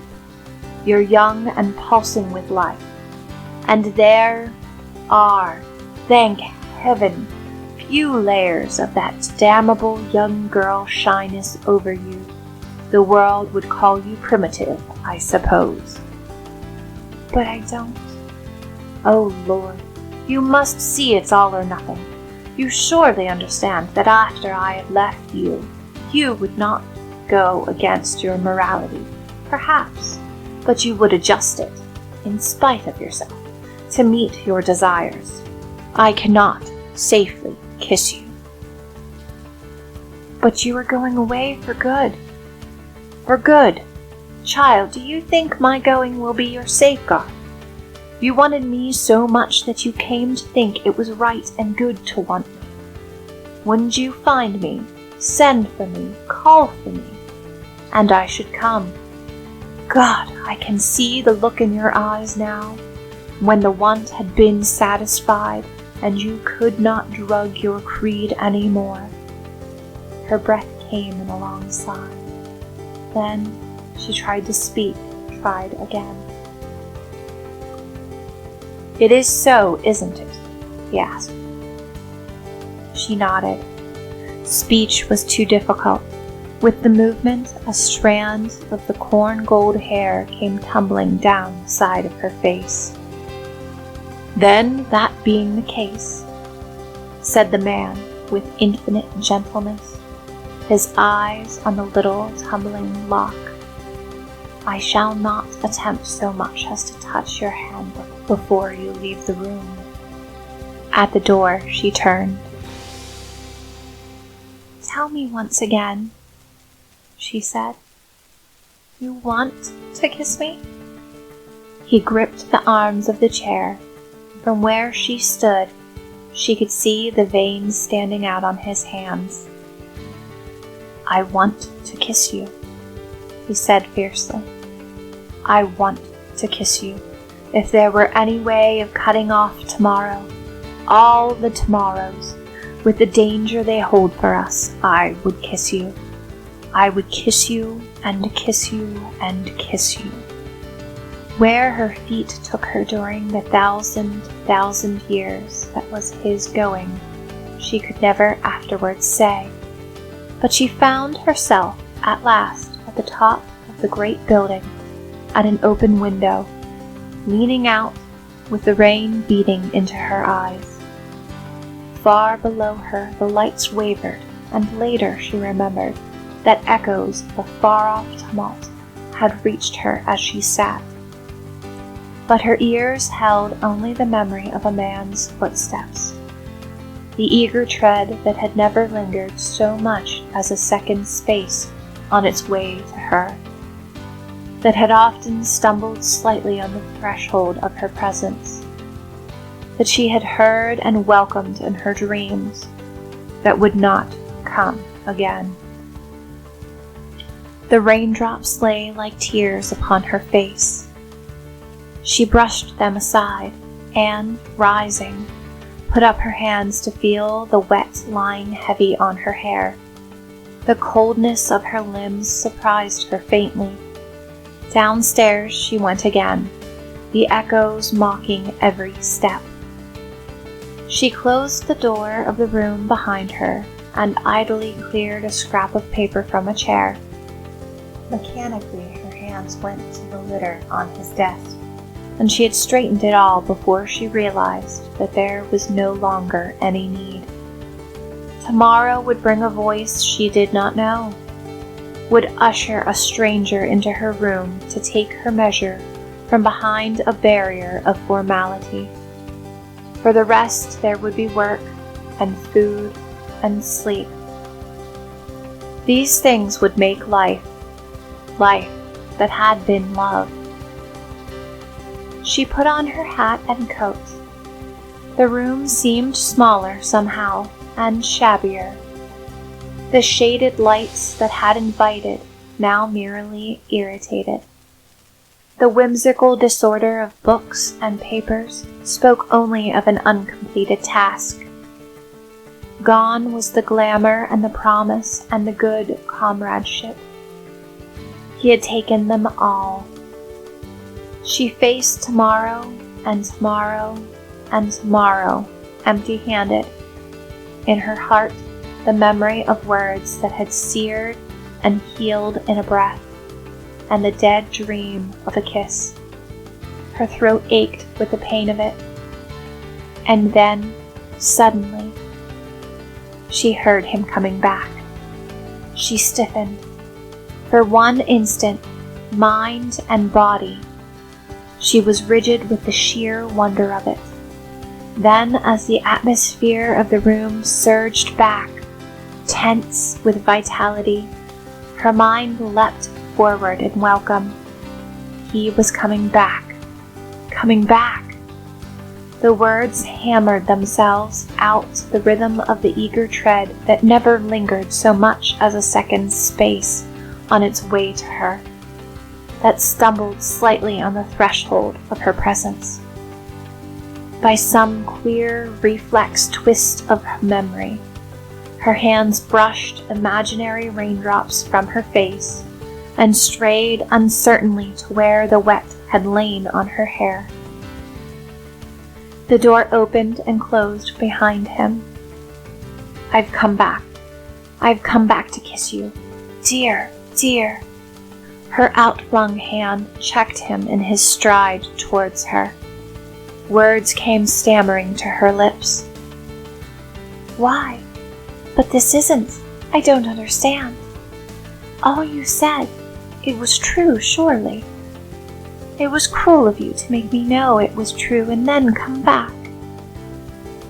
Let me kiss you. Let me. He was overwhelming her, ignoring her resistance. "I must kiss you. I must kiss you." He said it again and again.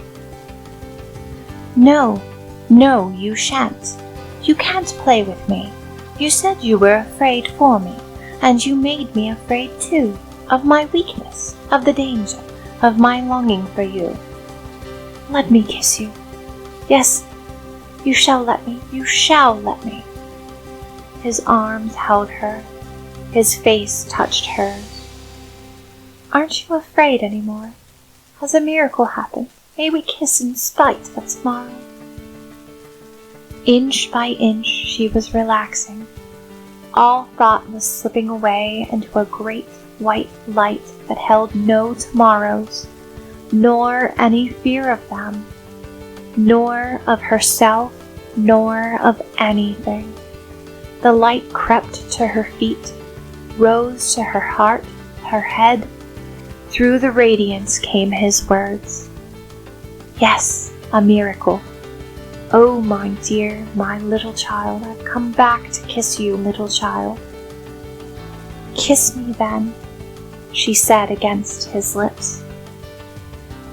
Hazily, she was aware that he had released her, that she had raised her head, that against the rough tweed of his shoulder there lay a long, corn gold hair. She laughed shakily, and her hand went up to remove it. but he caught her fingers and held them to his face. And with the movement and his look, there came over her in a wave the shame of her surrender, a shame that was yet a glory, a diadem of pride.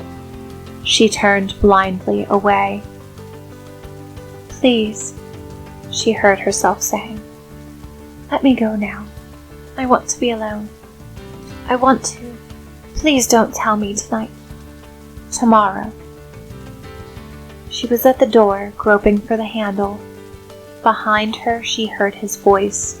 It was very tender. "I shall always kneel to you in your shrine." Then she was outside, and the chilly passages were cooling her burning face. She had left him in the room behind her, and she knew he would wait there long enough to allow her to leave the building. Almost immediately, it seemed, she was downstairs in the hall, had reached the entrance. She confronted a group of white-faced, silent men. "Why, is anything the matter? What has happened? Odell?" The porter stood forward. He cleared his throat twice, but for all that, his words were barely audible. "Yes, Miss Carell. Good night, miss. We'd best be going on. Miss, if you will excuse me." Behind Odell stood a policeman. Behind him again, a grave-eyed man stooped to an unusual task. It arrested her attention like the flash of red danger. "Why is the door of your room being locked, Odell?" She knew her curiosity was indecent, but some powerful premonition was stirring in her, and she could not pass on.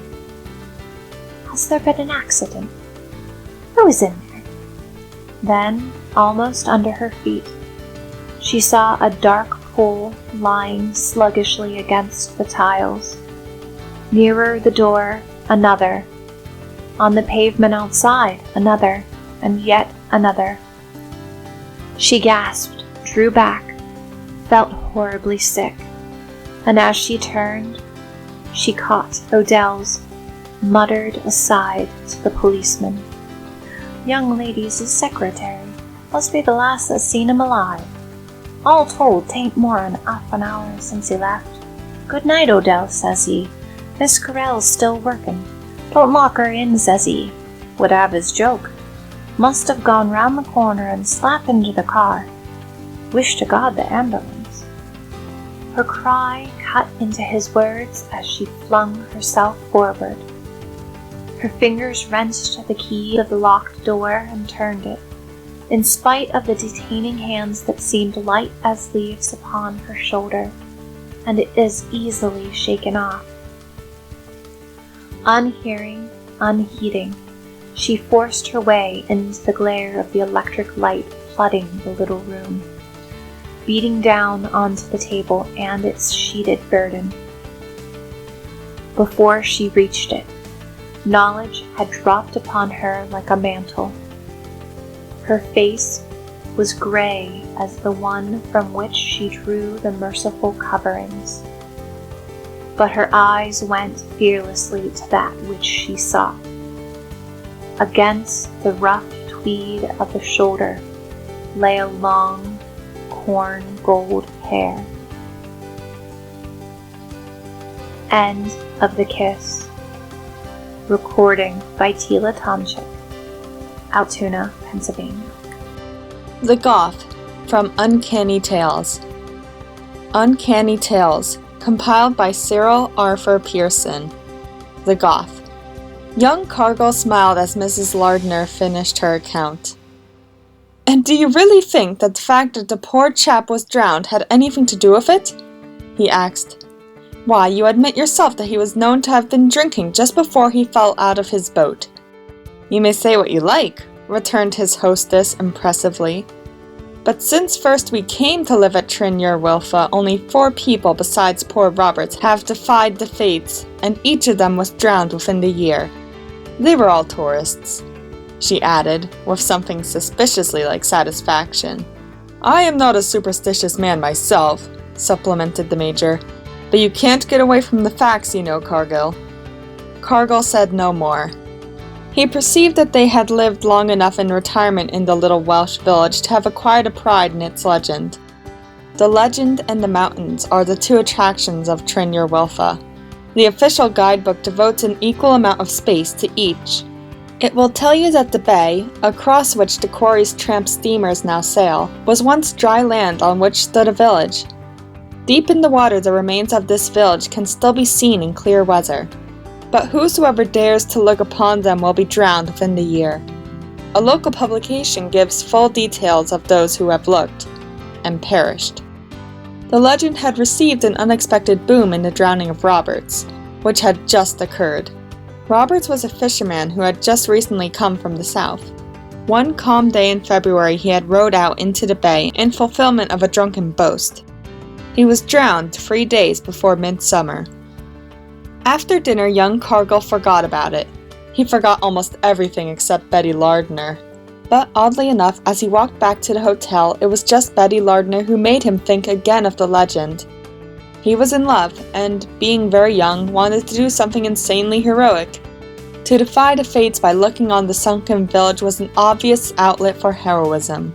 He must have thought a good deal about it before he fell asleep, for he remembered his resolution on the following morning. After breakfast, he sauntered along the brief strip of asphalt which the villagers believed to be a promenade. He was not actually thinking of the legend. To be precise, he was thinking of Betty Lardner, but he was suddenly reminded of it by a boatman pressing him for his custom. Yes, he said abruptly, I will hire you if you will row me out to the sunken village. I want to look at it. The Welshman eyed him suspiciously, perceived that he was not joking, and shook his head. Come, persisted Cargill, I will make it a sovereign if you care to do it. Thank you, but indeed no, sir, replied the Welshman.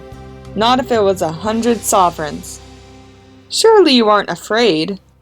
It is not fit, retorted the Welshman, turning on his heel. It was probably this opposition that made young Cargill decide that it would be really worthwhile to defy the legend. He did not approach the only other boatman. He considered the question of swimming.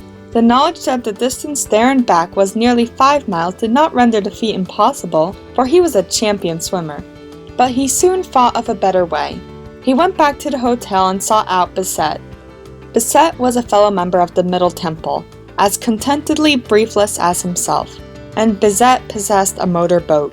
Bissett was not exactly keen on the prospect. Don't you think it is a rather silly thing to do? He reasoned. Of course it's all rot in a way. It must be.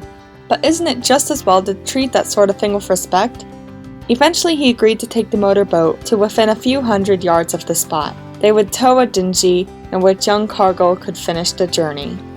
It took young Cargill half an hour to find the spot, but he did find it, and he did look upon and actually see all that remained of the sunken village. He felt vaguely ashamed of himself when he returned to dry land.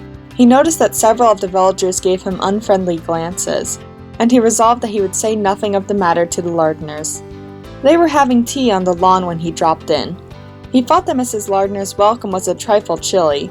After tea, Betty executed a quite deliberate maneuver to avoid having him for a partner at tennis, but he ran her to earth later, when they were picking up the balls. "How could you?" was all she said. I didn't know you knew," he stammered weakly. "Of course everybody knows. It was all over the village before you returned. Can't you see what the legend meant to us?" she went on. "It was a thing of beauty, and now you've spoilt it. It's like burning down the trees of the fairy glen. You goth." "But suppose I am drowned before the year's out, like Roberts," he suggested jocularly. "Then I will forgive you," she said, and to Cargill it sounded exactly as if she meant what she said. A few days later he returned to town. For 6 months he thought little about the legend. Then he was reminded of it. He had been spending a weekend at Brighton. On the return journey he had a first-class smoker in the rear of the train to himself. Towards the end of the hour he dozed and dreamt of the day he had looked on the sunken village. He was awakened when the train made its usual stop on the bridge outside Victoria. It had been a pleasant dream, and he was still trying to preserve the illusion when his eyes fell lazily on the window, and he noticed that there was a dense fog. "Bit rough on the legend that I happen to be a Londoner," he mused. "It isn't easy to drown a man in town." He stood up with the object of removing his dressing case from the rack. But before he reached it, there was the shriek of a whistle, a violent shock, and he was hurled heavily into the opposite seat. It was not a collision in the newspaper sense of the word. No one was hurt. A local train creeping along at 4 miles an hour had simply missed its signal in the fog and bumped the Brighton train. Young Cargill, in common with most other passengers, put his head out of the window. He saw nothing, except the parapet of the bridge. "By God," he muttered. "If that other train had been going a little faster..." He could just hear the river gurgle beneath him. He'd got over his fright by the time he reached Victoria. "Just a commonplace accident," he assured himself as he drove in a taxicab to his chambers. "That's the worst of it.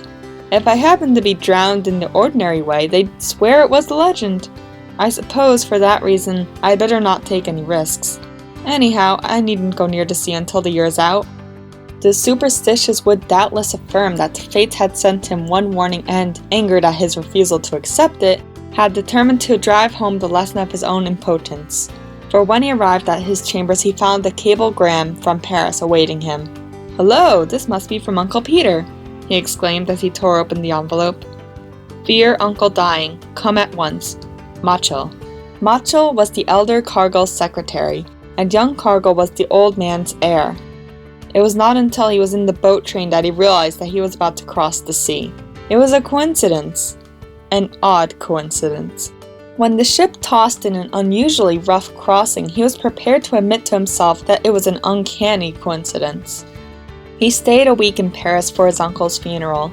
When he made the return journey, the channel was like the proverbial mill pond. But it was not until the ship had actually put into Dover that he laughed at the failure of the fates. He laughed, to be exact, as he was stepping down from the gangway.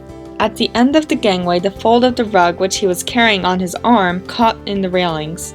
He turned sharply to free it, and stepping back, cannoned into an officer of the dock. It threw him off his balance on the edge of the dockside. Even if the official had not grabbed him, it is highly probable that he could have saved himself from falling into the water, because the gangway railing was in easy reach, and if you remember that he was a champion swimmer, you will agree that it is still more probable that he would not have drowned, even if he had fallen. But the incident made its impression. His thoughts reverted to it constantly during the next few days. Then he told himself that his attendance at the last rites of his uncle had made him morbid, and was more or less successful in dismissing the affair from his mind. He had many friends in common with the Lardners. Early in February, he was invited for a week's hunting to a house at which Betty Lardner was also a guest. She had not forgotten. She did her best to avoid him, and succeeded remarkably well in spite of the fact that their hostess, knowing something of young Cargill's feelings, made several efforts to throw them together. One day at the end of the hunt, he came alongside of her and they walked their horses home together. When he was sure that they were out of earshot, he asked, "You haven't forgiven me yet?" "You know the conditions," she replied banteringly. "You leave me no alternative to suicide?" he protested. "That would be cheating," she said. "You must be drowned honestly, or it's no good." Then he made a foolish reply. He thought her humor forced, and it annoyed him. Remember that he was exasperated. He had looked forward to meeting her, and now she was treating him with studied coldness over what still seemed to be a comparatively trifling matter. "I am afraid," he said, that is hardly likely to occur. The fact of my being a townsman instead of a drunken boatman doesn't give your legend a fair chance." Less than an hour afterwards, he was having his bath before dressing for dinner. The water was deliciously hot, and the room was full of steam. As he lay in the bath, a drowsiness stole over him. Enjoying the keen physical pleasure of it, he thought what a wholly delightful thing was a hot bath after a day's hard hunting. His mind, bordering on sleep, dwelt lazily on hot baths in general. And then with a startling suddenness came the thought that, before now, men have been drowned in their baths. With a shock, he realized that he had almost fallen asleep. He tried to rouse himself, but a faintness had seized him. That steam, he could not breathe. He was certain he was going to faint. With a desperate effort of the will, he hurled himself out of the bath and threw open the window. It must have been the bath episode that first aroused the sensation of positive fear in Cargill, for it was almost a month later when he surprised the secretary of that swimming club of which he was the main pillar by his refusal to take part in any events for the coming season. He was beginning to take precautions. Late one night, when the taxi cabs were scarce, he found that his quickest way to reach home would be by means of one of the tubes. He was in the descending lift when he suddenly remembered that the particular tube ran beneath the river. Suppose an accident should occur. A leakage! After all, such a thing was within the bounds of possibility. Instantly there rose before him the vision of a black torrent roaring through the tunnel. Without waiting for the lift to ascend, he rushed to the staircase, and sweating with terror gained the street and bribed a loafer to find him a cab. He made an effort to take himself seriously in hand after that. More than one acquaintance had lately told him that he was looking nervy. In the last few weeks his sane and normal self seemed to have shrunk within him. But it was still capable of asserting itself under favorable conditions. It would talk aloud to the rest of him as if to a separate individual. "Look here, old man, this superstitious nonsense is becoming an obsession to you," it said one fine April morning. "Yes, I mean what I say, an obsession. You must pull yourself together or you'll go stark mad, and then you'll probably go and throw yourself over the embankment. The legend is all bosh. You're in the 20th century and you're not a drunken fisherman." "Hello, young Cargill." The door burst open and Stranick, oozing health and sanity, glared at him. "Jove, what a wreck you look," continued Stranick. "You've been frowsting too much. I'm glad I came. The car's outside, and we'll run down to Kingston, take a skiff, and pull up to Molesey." "The river?" Young Cargill felt the blood singing in his ears. "I'm afraid I can't manage it. I've got an appointment this afternoon," he stammered. Stranick perceived that he was lying, and wondered. For a few minutes he gossiped, while young Cargill was repeating to himself, "You must pull yourself together. It's becoming an obsession. You must pull yourself together." He was vaguely conscious that Stranick was about to depart. Stranick was already in the doorway. His chance of killing the obsession was slipping from him. A special effort, and then... "Stop!" cried Cargill. I'll come with you, Stranick." Oddly enough, he felt much better when they were actually on the river. He had never been afraid of water as such, and the familiar scenery together with the wholesome exercise of sculling acted as a tonic to his nerves. They pulled above Molesey Loch. When they were returning, Stranick said, "You'll take her through the loch, won't you?" It was a needless remark, and if Stranick had not made it, all might have been well. As a fact, it set Cargill asking himself why he should not take her through the loch. He was admitted to be a much better boatman than Stranick, and everyone knew that it required a certain amount of skill to manage a loch properly. Lochs were dangerous if you played the fool. Before now, people had been drowned in lochs. The rest was inevitable. He lost his head as the lower gates swung open, and broke the rule of the river by pushing out in front of a launch. The launch was already underway, and young Cargill, trying to avoid it better, thrust with his boat hook at the side of the loch. The thrust was nervous and ill-calculated, and the next instant the skiff had blundered under the bows of the launch. It happened very quickly. The skiff was forced, broadside on, against the lock gates, and was splintered like firewood. Cargill fell backwards, struck his head heavily against the gates, and sank. He returned to consciousness in the lockkeeper's lodge. He had been underwater a dangerously long time before Stranick, who had suffered no more than a wetting, had found him. It had been touch and go for his life, but artificial respiration had succeeded. He soon went to pieces after that. From one of the windows of his chambers the river was just visible. One morning he deliberately pulled the blind down. The action was important. It signified that he had definitely given up pretending that he had the power of shaking off the obsession. But if he could not shake it off, he could at least keep it temporarily at bay. He started a guerrilla campaign against the obsession with the aid of the brandy bottle. He was rarely drunk and as rarely sober. He was still sober the day he was compelled to call on an aunt who lived in the still prosperous outskirts of Paddington. It was one of his good days, and In spite of his sobriety, he had himself in very good control when he left his aunt. In his search for a cab, it became necessary for him to cross the canal. On the bridge, he paused and, gripping the parapet, made a surprise attack upon his enemy. Some children, playing on the towpath, helped him considerably. Their delightful sanity in the presence of the water was worth more to him than the brandy. He was positively winning the battle when one of the children fell into the water. For an instant he hesitated. Then, as on the night of the tube episode, panic seized him. The next instant, the man who was probably the best amateur swimmer in England was running with all his might away from the canal. When he reached his chambers, he waited, with the assistance of the brandy, until his man brought him the last edition of the evening paper. A tiny paragraph on the back sheet told him of the tragedy. An hour later, his man found him face downwards on the hearthrug and, wrongly attributing his condition wholly to the brandy, put him to bed. He was in bed about 3 weeks. The doctor, who was also a personal friend, was shrewd enough to suspect that the brandy was the effect, rather than the cause of the nerve trouble.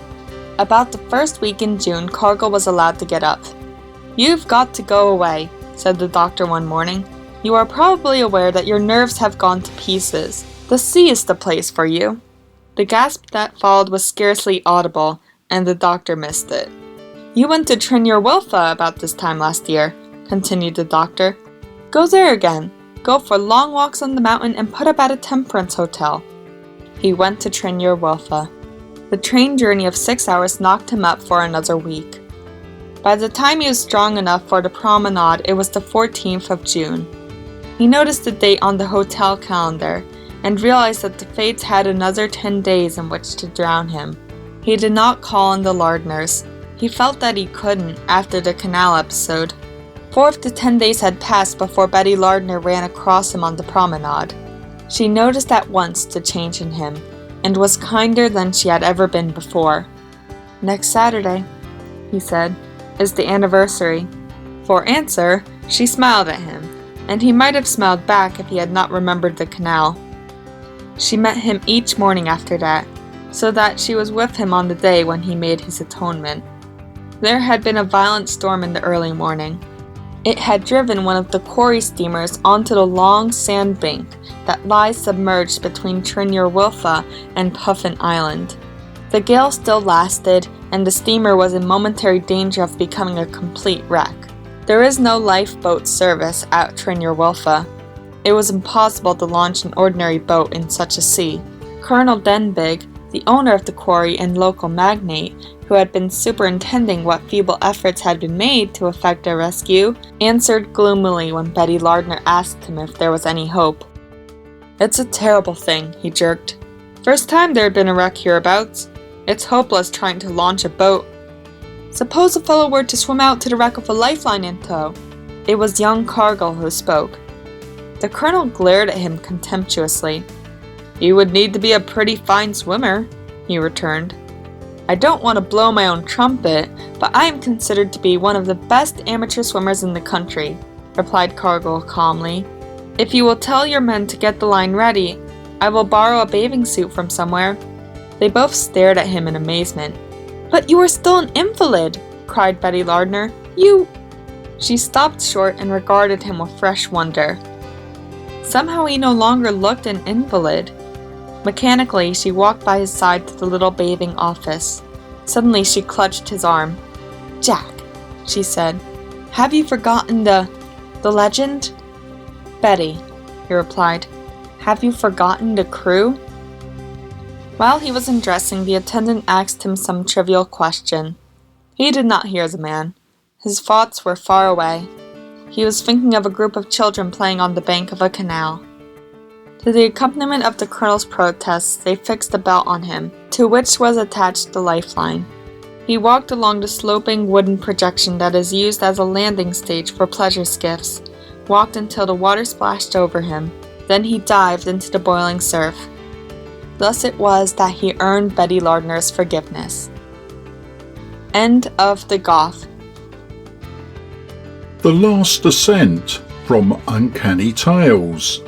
Uncanny Tales, compiled by Cyril Arthur Pearson. The Last Ascent.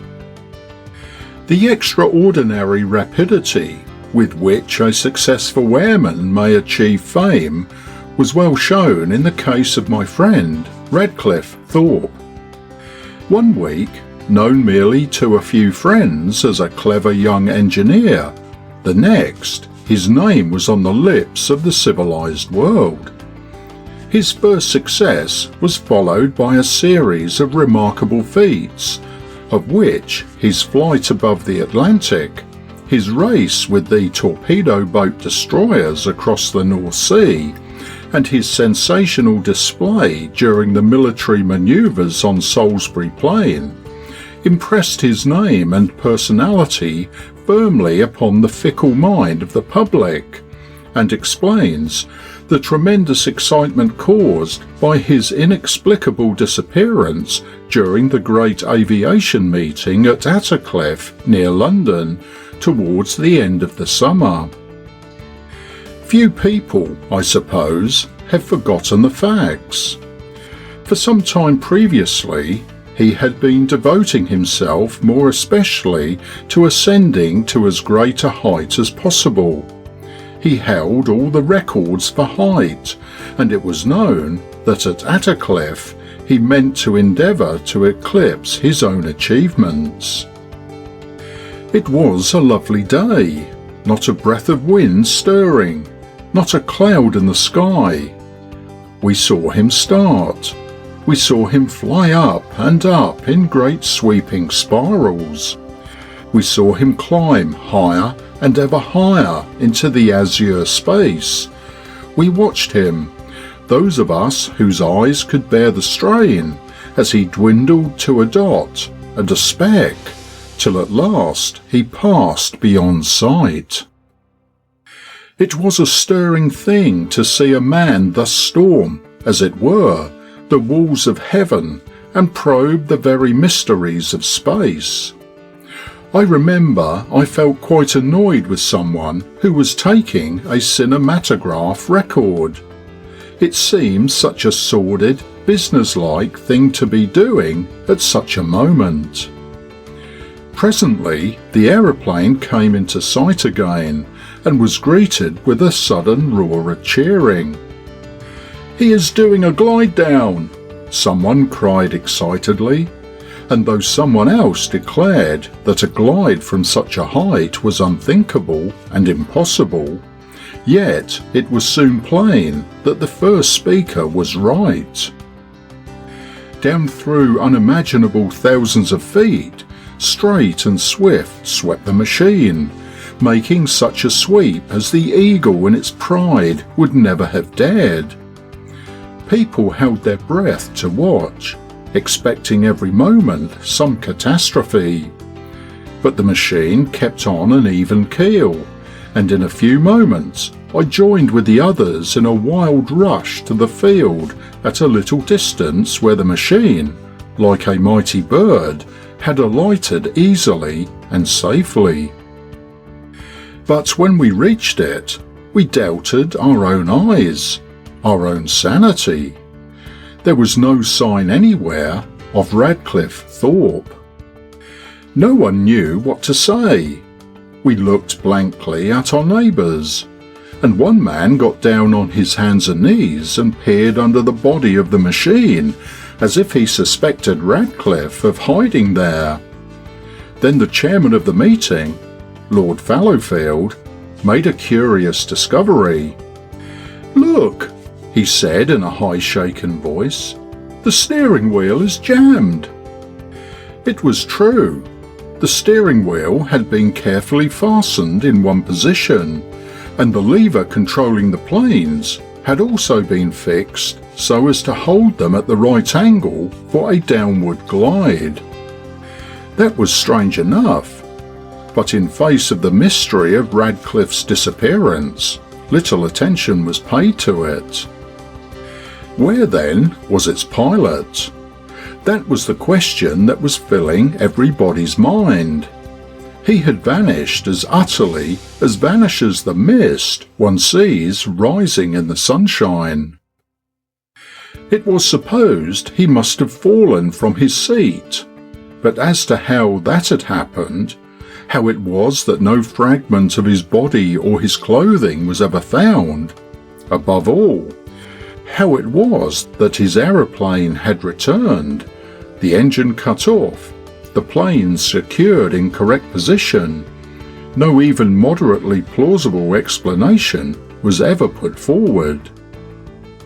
The loss to aeronautics was felt to be severe. From childhood, Radcliffe had shown that, in addition to this, he had a marked aptitude for drawing, usually held at the service of his profession, but now and again exercised in producing sketches of his friends. Among those who knew him privately, he was fairly popular, though not, perhaps, so much so as he deserved. Certainly he had a way of talking shop which was a trifle tiring to those who did not figure the world as one vast engineering problem, while with women he was apt to be brusque and short-mannered. My surprise, then, can be imagined when, calling one afternoon on him and having to wait a little, I had noticed lying on his desk a crayon sketch of a woman's face. It was a very lovely face, the features almost perfect, and yet there was about it something unearthly and spectral that was curiously disturbing. "Smitten at last?" I asked jestingly, and yet aware of a certain odd discomfort. When he saw what I was looking at, he went very pale. "Who is it?" I asked. "Oh, just someone," he answered. He took the sketch from me, looked at it, frowned and locked it away. As he seemed unwilling to pursue the subject, I went on to talk of the business I had come about, and I congratulated him on his flight of the day before, in which he had broken the record for height. As I was going, he said, "By the way, that sketch, what did you think of it?" "Why, that you had better be careful," I answered, laughing, "or you'll be falling from your high estate of bachelordom." He gave so violent a start, his face expressed so much of apprehension and dismay, that I stared at him blankly. Recovering himself with an effort, he stammered out, It's not. I mean, it's an imaginary portrait." "Then," I said, amazed in my turn, "you've a jolly sight more imagination than anyone ever credited you with." The incident remained in my mind. As a matter of fact, practical Radcliffe Thorpe, absorbed in questions of strain and ease, his head full of cylinders and wheels and ratchets and the Lord knows what else, would have seemed to me the last man on earth to create that haunting, strange, unearthly face, human in form, but not in expression. It was about this time that Radcliffe began to give so much attention to the making of very high flights. His favourite time was in the early morning, as soon as it was light. Then in the chill dawn, he would rise and soar and wing his flight high and ever higher, up and up, till the eye could no longer follow his ascent. I remember he made one of these strange, solitary flights when I was spending the weekend with him at his cottage near the Attercliffe Aviation Grounds. I had come down from town somewhat late the night before, and I remember that just before we went to bed, we went out for a few minutes to enjoy the beauty of a perfect night. The moon was shining in a clear sky. Not a sound or a breath disturbed the sublime quietude. In the south, one wondrous star gleamed low on the horizon. Neither of us spoke. It was enough to drink in the beauty of such rare perfection, and I noticed how Radcliffe kept his eyes fixed upwards on the dark blue vault of space. "Are you longing to be up there?" I asked him jestingly. He started and flushed, and he then went very pale, and to my surprise, I saw that he was shivering.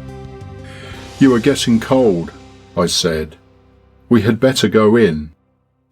He nodded without answering, and as we turned to go in, I heard quite plainly and distinctly a low, strange laugh. A laugh full of a honeyed sweetness that yet thrilled me with great fear. "What's that?" I said, stopping short. "What?" Radcliffe asked. "Someone laughed," I said, and I stared all round, and then upwards. "I thought it came from up there," I said in a bewildered way, pointing upwards. He gave me an odd look, and, without answering, went into the cottage. He had said nothing of having planned any flight for the next morning, but in the early morning, the chill and grey dawn, I was roused by the drumming of his engine. At once I jumped up out of bed and ran to the window. The machine was raising itself lightly and easily from the ground. I watched him wing his godlike way up through the still, soft air till he was lost to view. Then, after a time, I saw him emerge again from those immensities of space. He came down in one long, majestic sweep and alighted in a field a little way away from the house, leaving the aeroplane for his mechanics to fetch up presently. "Hello," I greeted him. "Why didn't you tell me you were going up?" As I spoke, I heard plainly and distinctly, as plainly as ever I heard anything in my life, that low, strange laugh that I had heard before, so silvery sweet, and yet somehow so horrible. "What's that?" I said, stopping short and staring blankly upwards, for, absurd though it seems, that weird sound seemed to come floating down from an infinite height above us. "Not high enough," he muttered like a man in an ecstasy. "Not high enough yet." He walked away from me then without another word. When I entered the cottage, he was seated at the table sketching a woman's face. The same face I had seen in that other sketch of his. Spectral, unreal, and lovely. "What on earth?" I began. "Nothing on earth," he answered in a strange voice. Then he laughed and jumped up and tore his sketch across.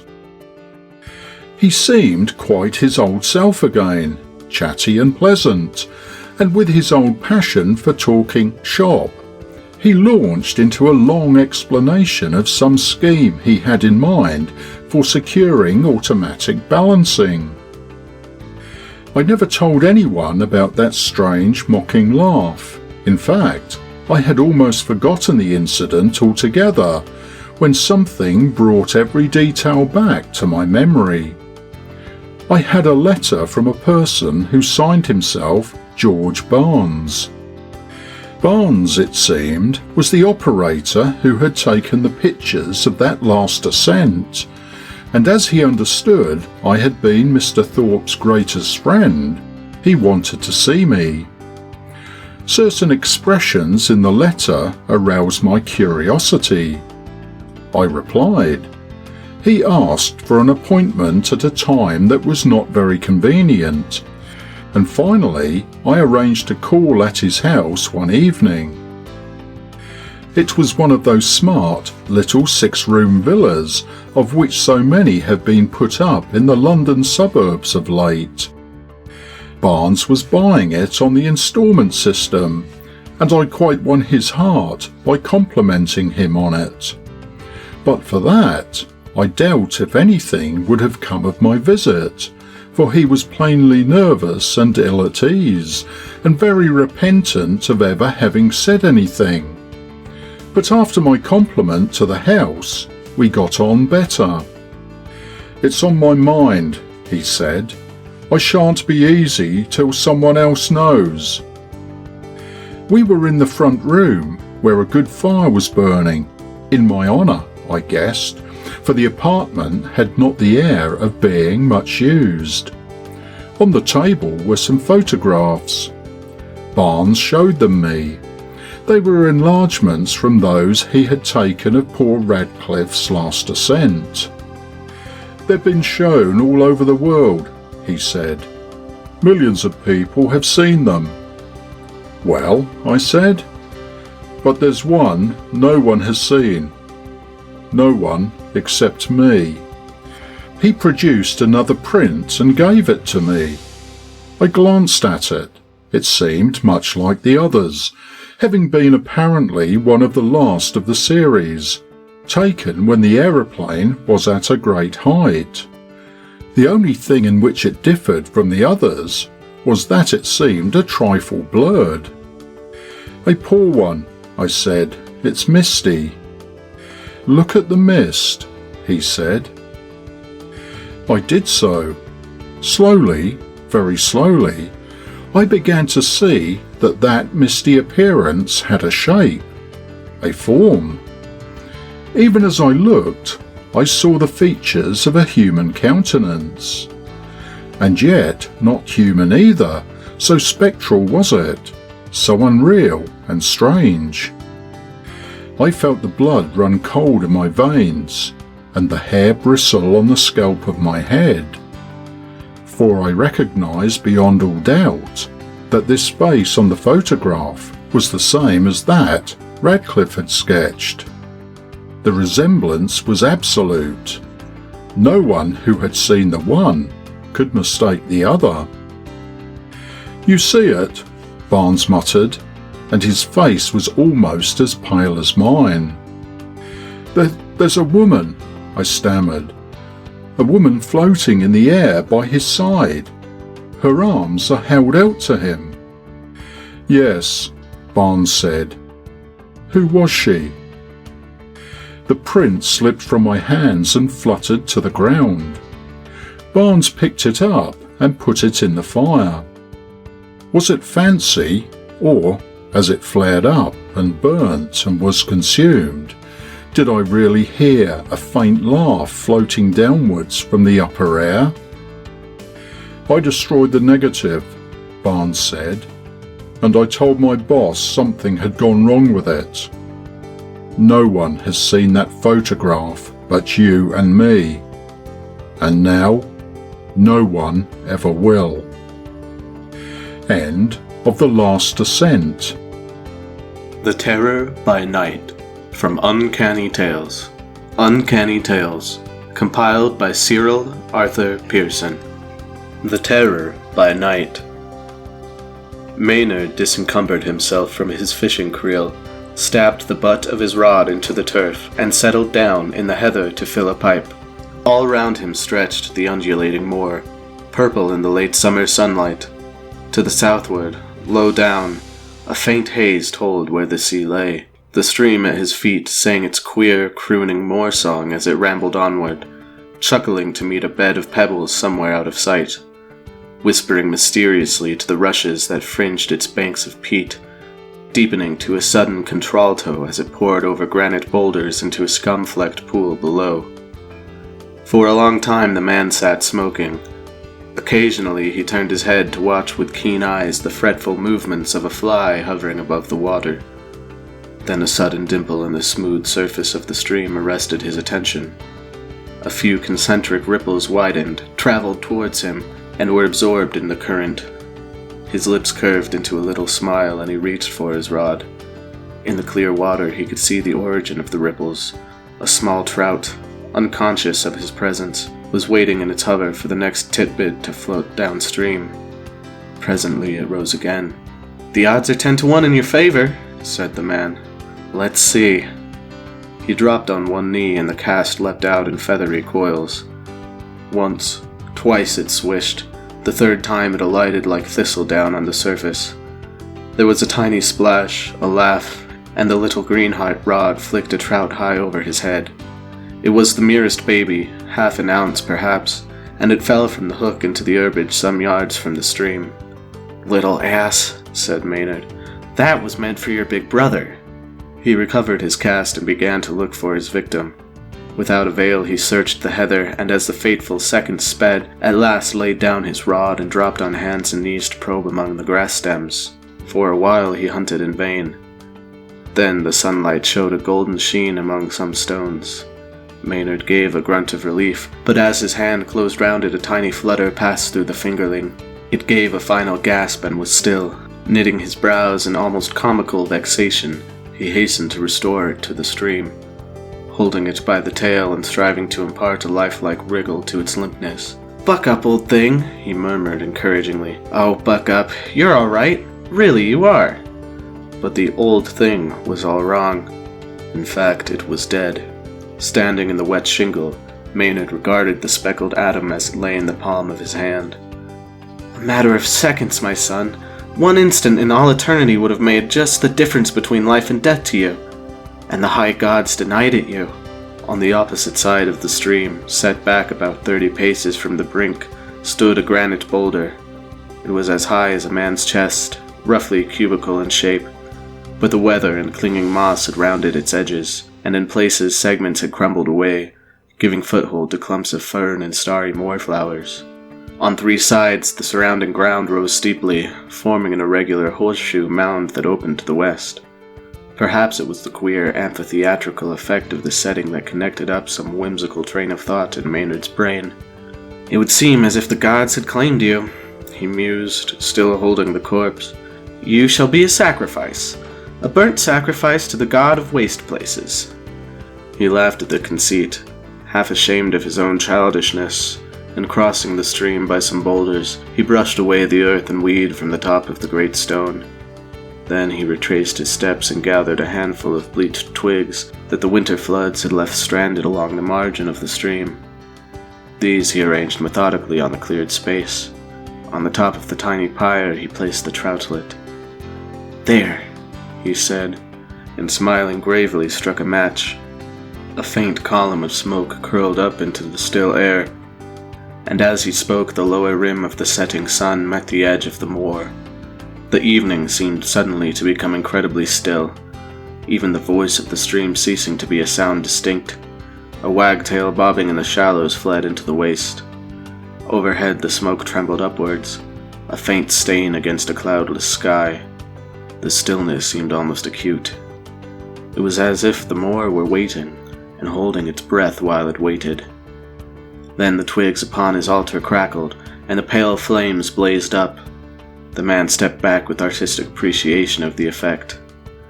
"To be really impressive, there ought to be more smoke," he continued. Round the base of the stone were clumps of small flowers. They were crimson in color and had thick, fleshy leaves. Hastily he snatched a handful and piled it on the fire. The smoke darkened and rose in a thick column. There was a curious pungency in the air. Far off, the church bell in some unseen hamlet struck the hour. The distant sound coming from the world of men and everyday affairs seemed to break the spell. An ousel fluttered across the stream and dabbled in a puddle among some stones. Rabbits began to show themselves and frisk with lengthened shadows in the clear spaces. Maynard looked at his watch, half mindful of a train to be caught somewhere miles away, and then, held by the piece of running water, stretched himself against the sloping ground. The glowing world seemed peopled by tiny folk, living out their timid, inscrutable lives around him. A water rat, passing bright-eyed upon his lawful occasion, paused on the border of the stream to consider the stranger, and was lost to view. A stagnant pool among some reeds caught the reflection of the sunset and changed on the instant into raw gold. Maynard plucked a grass stem and chewed it reflectively, staring out across the purple moor and lazily watching the western sky turn from glory to glory. Over his head, the smoke of the sacrifice still curled and eddied upwards. Then a sudden sound sent him onto one elbow, the thud of an approaching horse's hooves. "More ponies," he muttered, and rising, stood expectant beside his smoking altar. Then he heard the sudden jingle of a bit, and presently a horse and rider climbed into view against the pure sky. A young girl, breeched, booted, and spurred like a boy, drew rein, and sat looking down into the hollow. For a moment neither spoke. Then Maynard acknowledged her presence by raising his tweed hat. She gave a little nod. "I thought it was somebody swallowing, burning the heather." She considered the embers on the stone, and then her grey eyes traveled back to the spare, tweed-clad figure beside it. He smiled in his slow way, a rather attractive smile. "No, I've just concluded some pagan rites in connection with a small trout." He nodded gravely at the stone. "That was a burnt sacrifice." With whimsical seriousness, he told her of the trout's demise and high destiny. For a moment she looked doubtful, but the inflection of breeding in his voice, the wholesome lean face, and humorous eyes reassured her. A smile hovered about the corners of her mouth. "Oh, is that it? I wondered." She gathered the reins and turned her horse's head. "Forgive me if I dragged you out of your way," said Maynard, never swift to conventionality, but touched by the tired shadows in her eyes.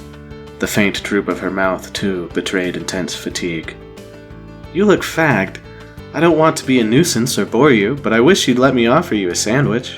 I've some milk here, too." The girl looked round the ragged moor, brooding in the twilight, and half hesitated. Then she forced a wan little smile. "I am tired, and hungry, too.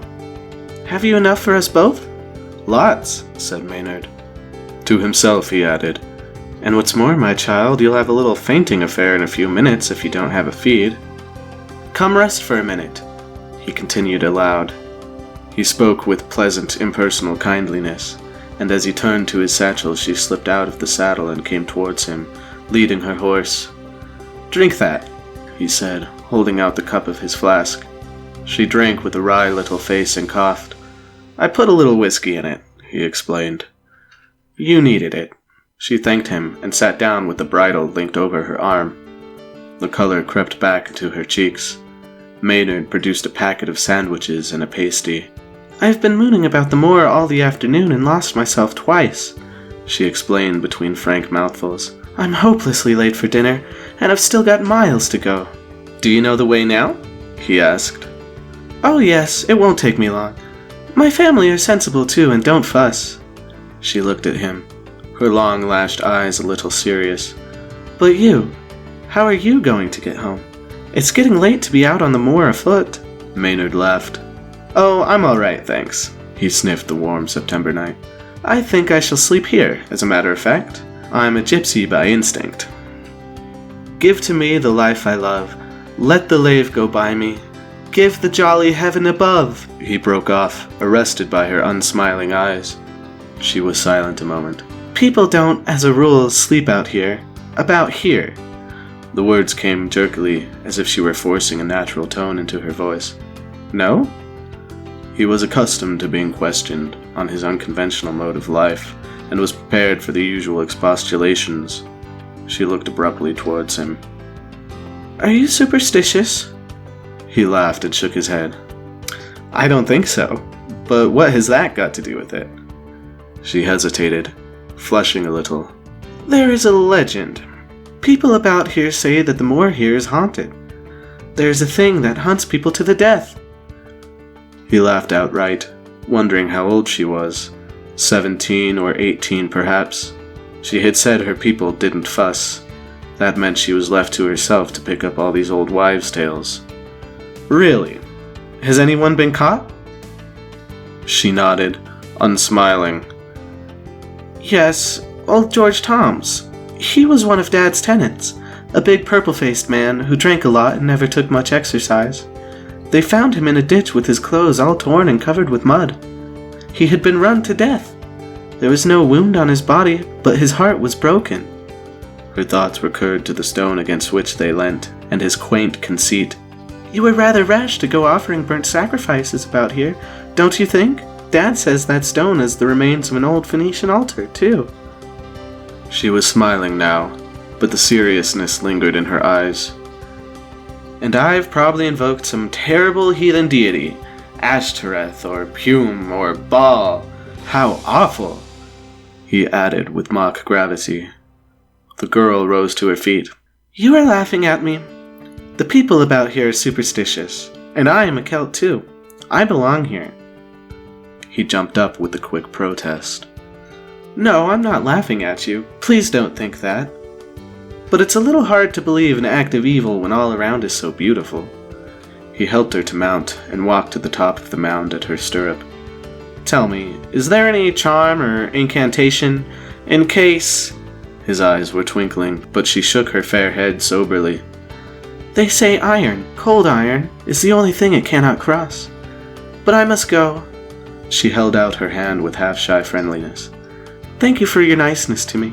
Her eyes grew suddenly wistful. "Really, though, I don't think I should stay here if I were you. Please." He only laughed, however, and she moved off, shaking her impatient horse into a canter. Maynard stood looking after her till she was swallowed by the dusk and surrounding moor. Then, thoughtfully, he retraced his steps to the hollow. A cloud lay across the face of the moon when fear awoke Maynard. He rolled on to one elbow and stared round the hollow, filled with inexplicable dread. He was ordinarily a courageous man, and had no nerves to speak of, yet, as his eyes followed the line of the ridge against the sky, he experienced terror, the elementary, nauseating terror of childhood, when the skin tingles and the heart beats at a suffocating gallop. It was very dark, but momentarily his eyes grew accustomed to it. He was conscious of a queer, pungent smell, horribly animal and corrupt. Suddenly, the utter silence broke.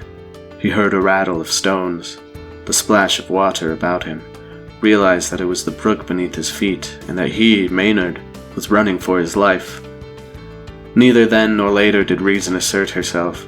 He ran without question or amazement. His brain, the part where human reasoning holds normal sway, was dominated by the purely primitive instinct of flight, and in that sudden rout of courage and self-respect one conscious thought alone remained. Whatever it was that was even then at his heels, he must not see it.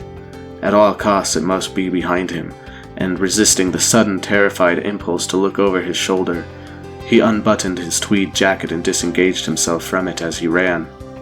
The faint haze that had gathered round the full moon dispersed, and he saw the moor stretching before him, grey and still, glistening with the dew. He was of frugal and temperate habits, a wiry man at the height of his physical powers, with lean flanks and a deep chest.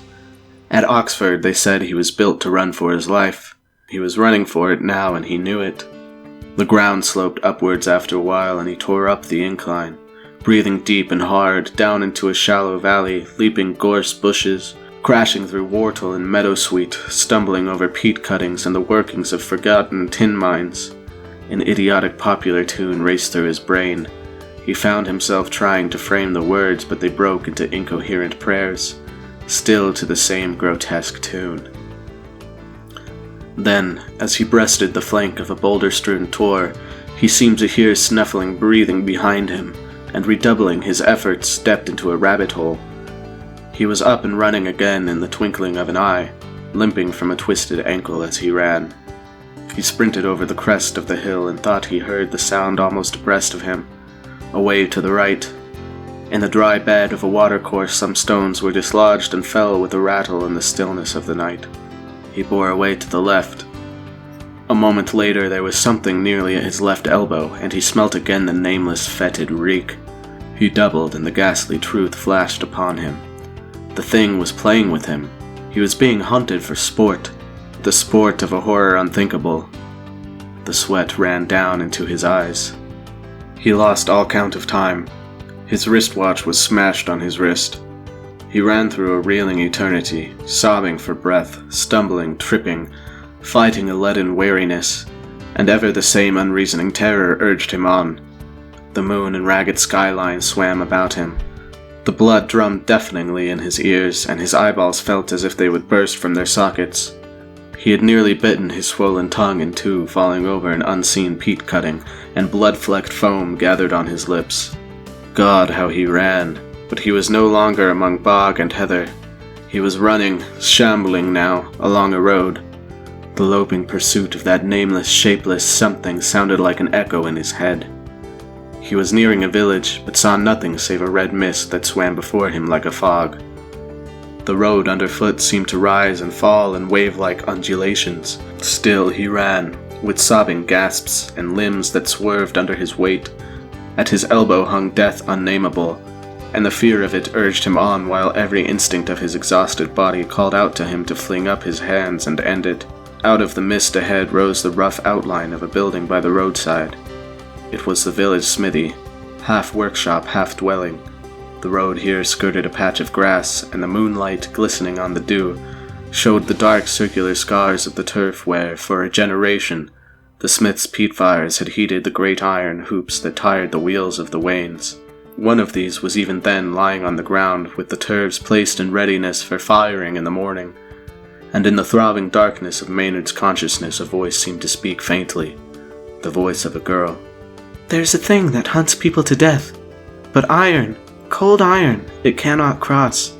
The sweat of death was already on his brow, as he reeled sideways, plunging blindly across the uneven tufts of grass. His feet caught in some obstruction, and he pitched forward into the sanctuary of the huge iron tire, a spasm of cramp twisting his limbs up under him. As he fell, a great blackness rose around him, and with it the bewildered clamor of awakened dogs. Dr. Stanmore came down the flagged path from the smith's cottage, pulling on his gloves. A big car was passing slowly up the village street, and as it came abreast the smithy, the doctor raised his hat. The car stopped, and the driver, a fair-haired girl, leant sideways from her seat. "Good morning, Dr. Stanmore. What's the matter here? Nothing wrong with any of Matthew's children, is there?" The doctor shook his head gravely. "No, Lady Dorothy, they're all at school. This is no one belonging to the family. A stranger who was taken mysteriously ill last night just outside the forge, and they brought him in. It's a most queer case and very difficult to diagnose. That is to say, to give a diagnosis in keeping with one's professional, conscience." The girl switched off the engine and took her hand from the brake lever. Something in the doctor's manner arrested her interest. "What's the matter with him?" she queried. "What diagnosis have you made? Professional or otherwise?" "Shock, Lady Dorothy. Severe exhaustion and shock. Heart strained, superficial lesions, bruises, scratches, and so forth. Mentally, he is in a great state of excitement and terror, lapsing into delirium at times. That is really the most serious feature. In fact, unless I can calm him, I'm afraid we may have some brain trouble on top of the other thing. It's most mysterious." The girl nodded gravely, holding her underlip between her white teeth. "What does he look like? In appearance, I mean. Is he young?" The shadow of a smile crossed the doctor's eyes. "Yes, Lady Dorothy, quite young, and very good-looking. He is a man of remarkable athletic build. He is calmer now, and I have left Matthew's wife with him while I slip out to see a couple of other patients." Lady Dorothy rose from her seat and stepped down out of the car. "I think I know your patient," she said. "In fact, I had taken the car to look for him, to ask him to lunch with us. Do you think I might see him for a minute? If it is the person I think it is, I may be able to help you diagnose his illness." Together they walked up the path and entered the cottage. The doctor led the way upstairs and opened a door. A woman sitting by the bed rose and dropped a curtsy. Lady Dorothy smiled a greeting to her and crossed over to the bed. There, his face grey and drawn with exhaustion, with shadows round his closed eyes, lay Maynard, one hand lying on the counterpane, opened and closed convulsively. His lips moved. The physician eyed the girl interrogatively. "Do you know him?" he asked. She nodded and put her firm, cool hand over the twitching fingers. "Yes," she said, "and I warned him. Tell me, is he very ill?" "He requires rest, careful nursing, absolute quiet. All that he can have at the manor. said the girl softly. She met the doctor's eyes and looked away, a faint color tinging her cheeks. "Will you go and telephone to Father? I will take him back in the car now if he is well enough to be moved." "Yes, he is well enough to be moved," said the doctor. "It is very kind of you, Lady Dorothy, and I will go and telephone at once. Will you stay with him for a little while?" He left the room, and they heard his feet go down the narrow stairs. The cottage door opened and closed. The two women, the old and the young, peasant and peer's daughter, looked at each other, and there was in their glance that complete understanding which can only exist between women. "Do we mind old George Toms, my lady?" Lady Dorothy nodded. I know, and I warned him. They won't believe, these men. They think because they are so big and strong that there is nothing that can hurt them. 'Twas the iron that saved him, my lady. 'Twas inside one of John's new tires as was lying out on the ground that is foundein'. Dogs barkin' waked us up, but it hadn't else." A sound downstairs sent her flying to the door. "'Tis the kettle, my lady. John's dinner spillin' and I forgettin'." She hurried out of the room and closed the door. The sound of their voices seemed to have roused the occupant of the bed. His eyelids fluttered and opened. His eyes rested full on the girl's face. For a moment there was no consciousness in their gaze. Then a whimsical ghost of a smile crept about his mouth. "Go on," he said in a weak voice. "Say it." "Say what?" asked Lady Dorothy. She was suddenly aware that her hand was still on his, but the twitching fingers had closed about hers in a calm, firm grasp. "Say I told you so." She shook her head with a little smile. "I told you that cold iron saved me." He told her of the iron hoop on the ground outside the forge. "You saved me last night." She disengaged her hand gently. "I saved you last night, since you say so. But in the future—" Someone was coming up the stairs. Maynard met her eyes with a long look. "I have no fear," he said. "I have found something better than cold iron." The door opened and the doctor came in. He glanced at Maynard's face and touched his pulse. "The case is yours, Lady Dorothy," he said with a little bow. End of The Terror by Night. Recording by Corey Michael Morrill. Chapter 9 from Uncanny Tales. Uncanny Tales, compiled by Cyril Arthur Pearson. Chapter 9.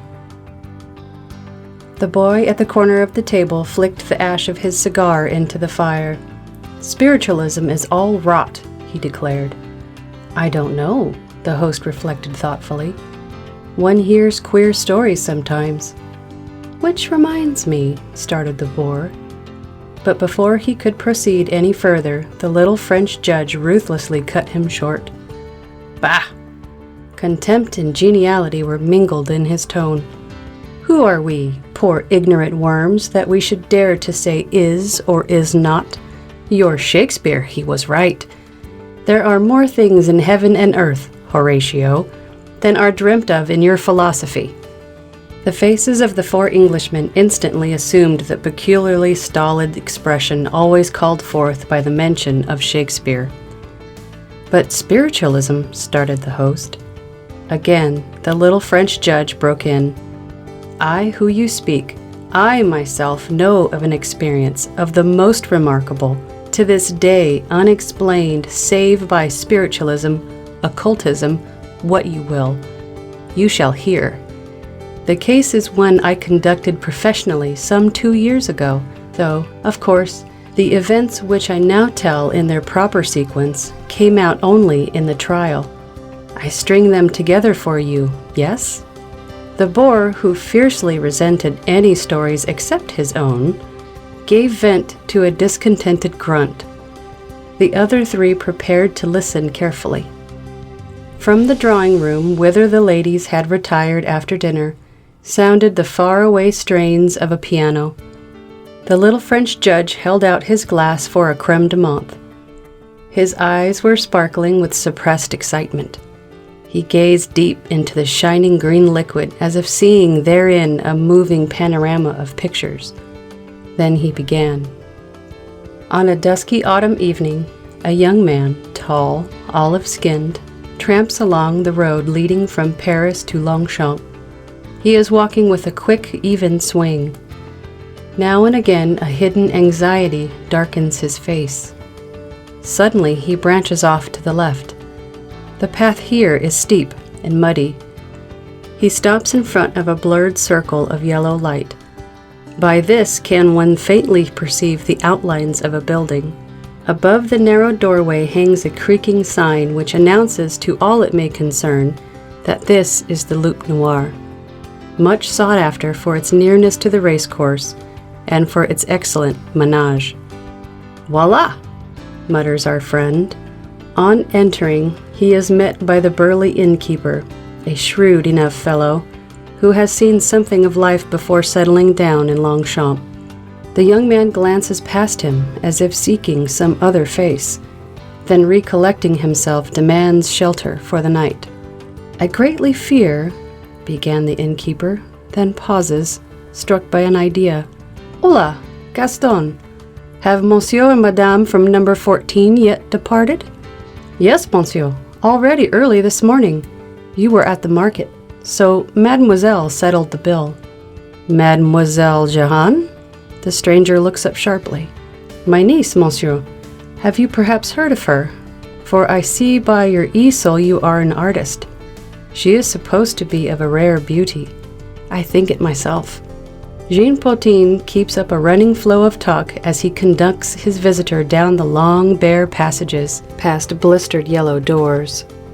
It is a double room, I must give you, vacated, as you heard, but this very morning. They were going to stay longer, Monsieur and Madame Guillemette, but of a sudden she changed her mind. Oh, she was of a temper. Potin raises expressive eyes heavenwards. It is ever so when May weds with December. He was much older than his wife then, queries the artist, politely feigning an interest he is far from feeling. Mais non, parbleu. It was she who was the older, by some 15 years, and not a beauty, but rich. He knew what he was about, giving his smooth cheek for her smooth louis. Left alone, Lou Arnaud proceeds to unpack his knapsack. He lingers over it as long as possible. The task awaiting him below is no pleasant one. Finally, he descends. The small, smoky salle à manger is full of people. There is much talk and laughter going on, the clatter of knives and forks. At the desk near the door, a young girl is busy with the accounts. Her very pale gold hair, parted and drawn loosely back over her ears, casts a faint shadow on her pure white skin. Arnaud, as he chooses a seat, looks at her critically. Bah, she is insignificant, he thinks. What can have possessed Claude? Suddenly, she raises her eyes.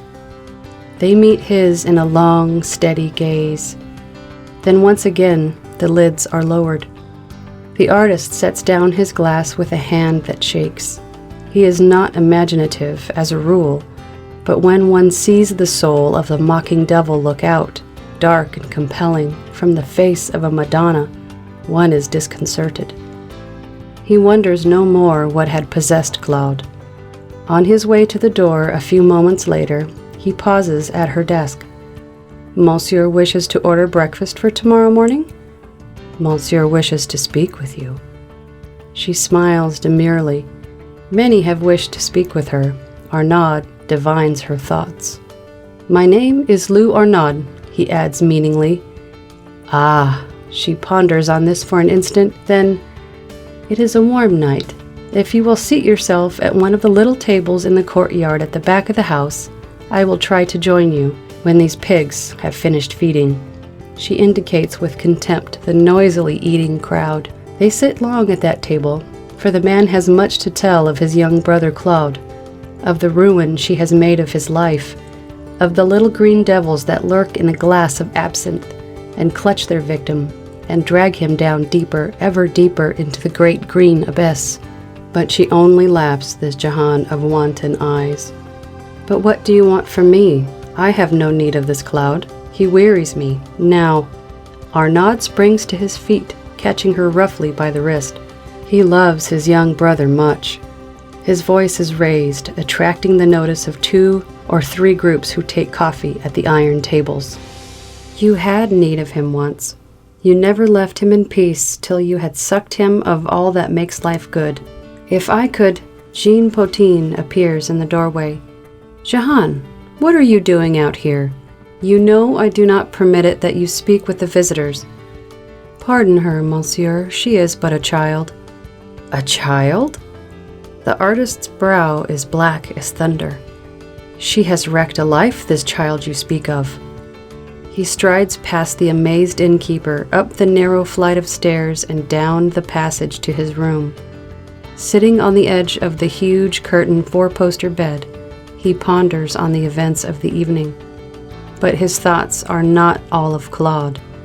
That girl with her pale face and her pale hair, the eyes the gray of a storm cloud before it breaks, she haunts him. Her soft murmuring voice has stolen into his brain.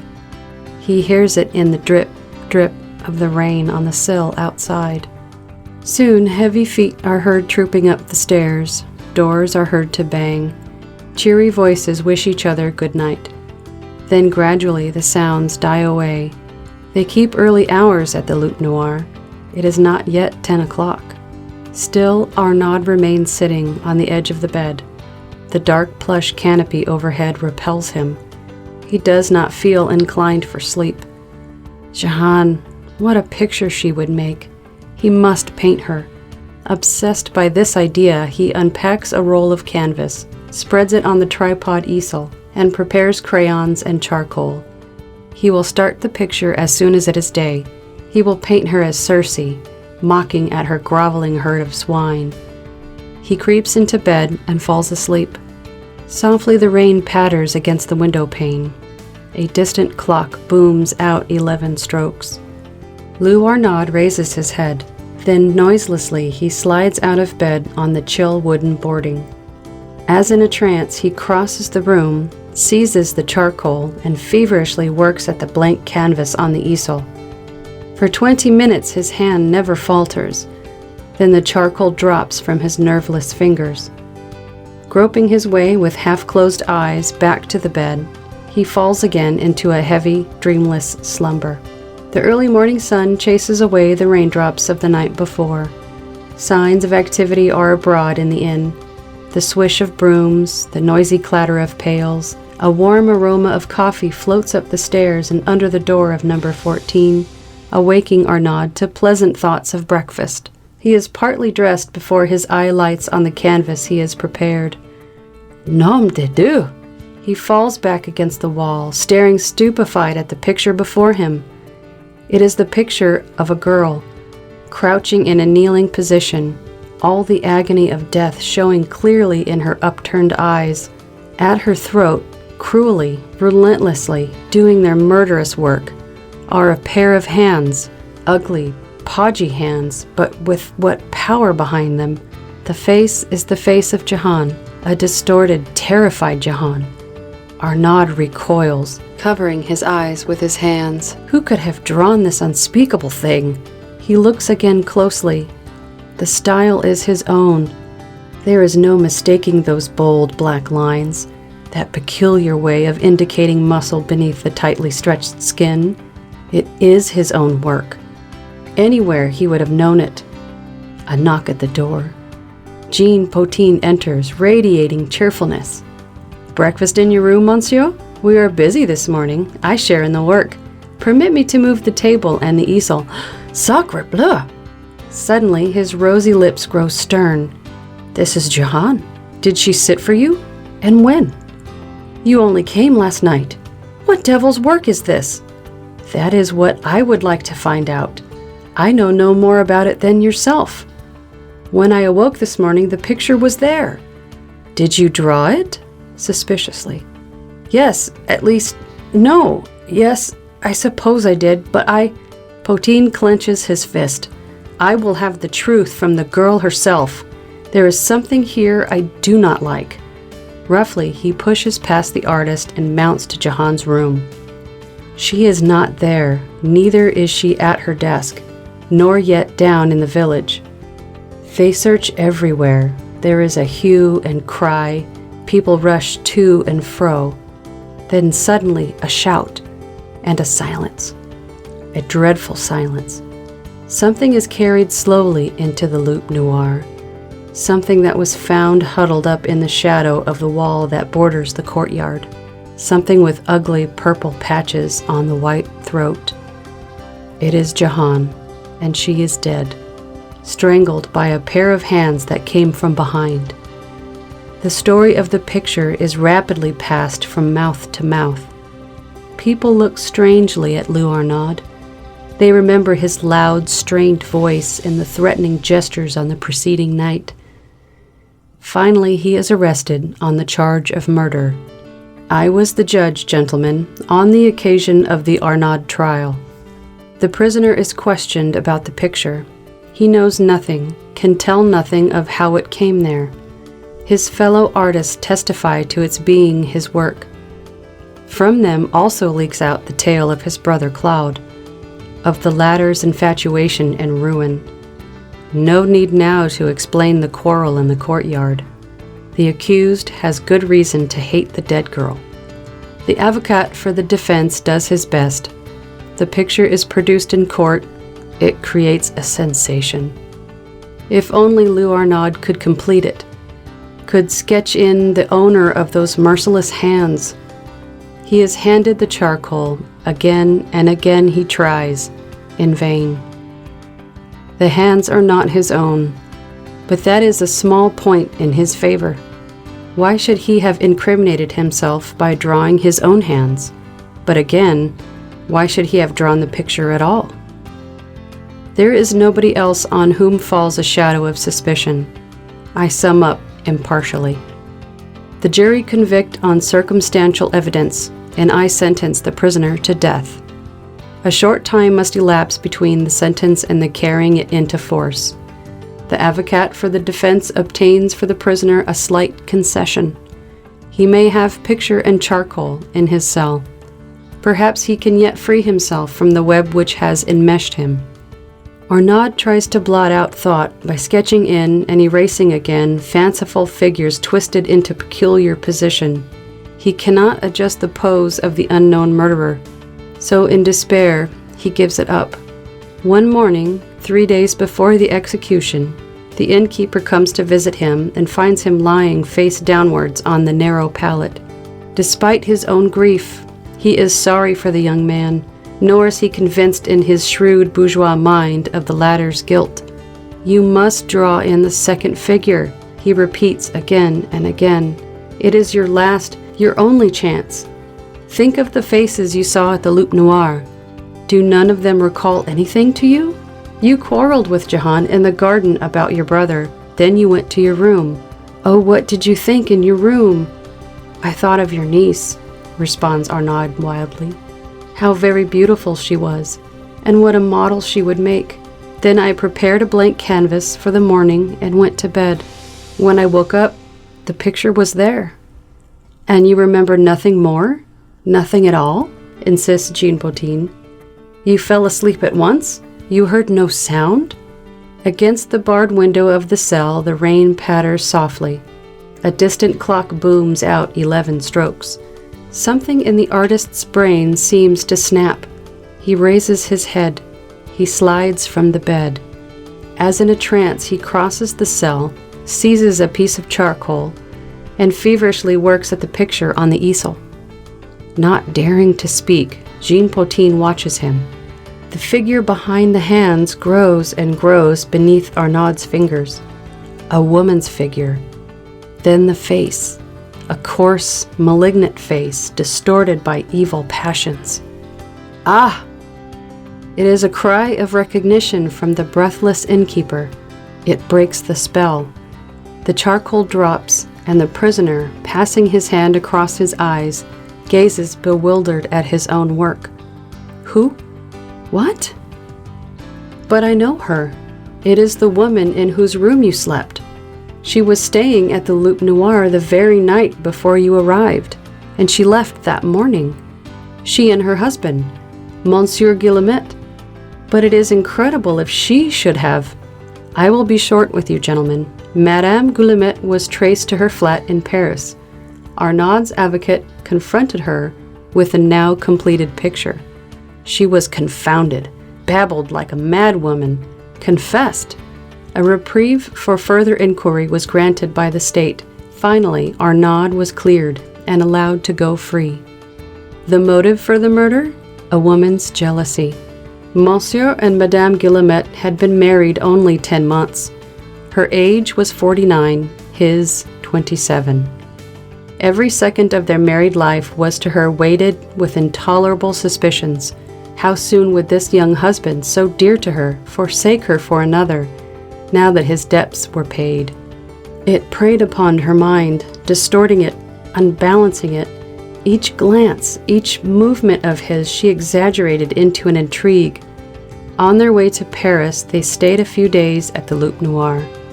Charles Guillemette was interested in racing. Also, he became interested in a certain Mademoiselle Jahan. Madame, quick to see, insisted on an instant departure. The evening of the day of their departure, she missed her husband and found he had taken the car. Where should he have gone? Back to the inn, of course, only half an hour's run from Paris. She hired another car and followed him, driving it herself. It was not a pleasant journey. The first car she discovered forsaken, about half a mile distant from the inn. Her own car she left beside it, and trudged the remaining distance on foot. The rest was easy. Finding no sign of Guillemette in front of the house, she stole around to the back. There she found a door in the wall of the courtyard, a door that led into the lane. That door was slightly ajar. She slipped in and crouched down in the shadow. Yes, there they were, her husband and Jahan. The latter was laughing, luring him on, and she was young, oh so young. The woman watched, fascinated. Charles bade Jahan goodbye, promising to come again. He kissed her tenderly, passed through the gate. His steps were heard muffled along the lane. Jahan blew him a kiss and then fastened the little door. A distant clock boomed out 11 strokes, and a pair of hands stole round the girl's throat, burying themselves deep, deep in the white flesh. And the husband? Was he an accessory after the fact? Inquired the boy. Possibly he guessed at the deed, yes, but, being a weakling, said nothing for fear of implicating himself. It wasn't proved. The host moved uneasily in his chair. Do you mean to tell me that the mystery of the picture has never been cleared up? He asked. Could Arnaud have actually seen the murder from his window and fixed it on the canvas? The little French judge shook his head.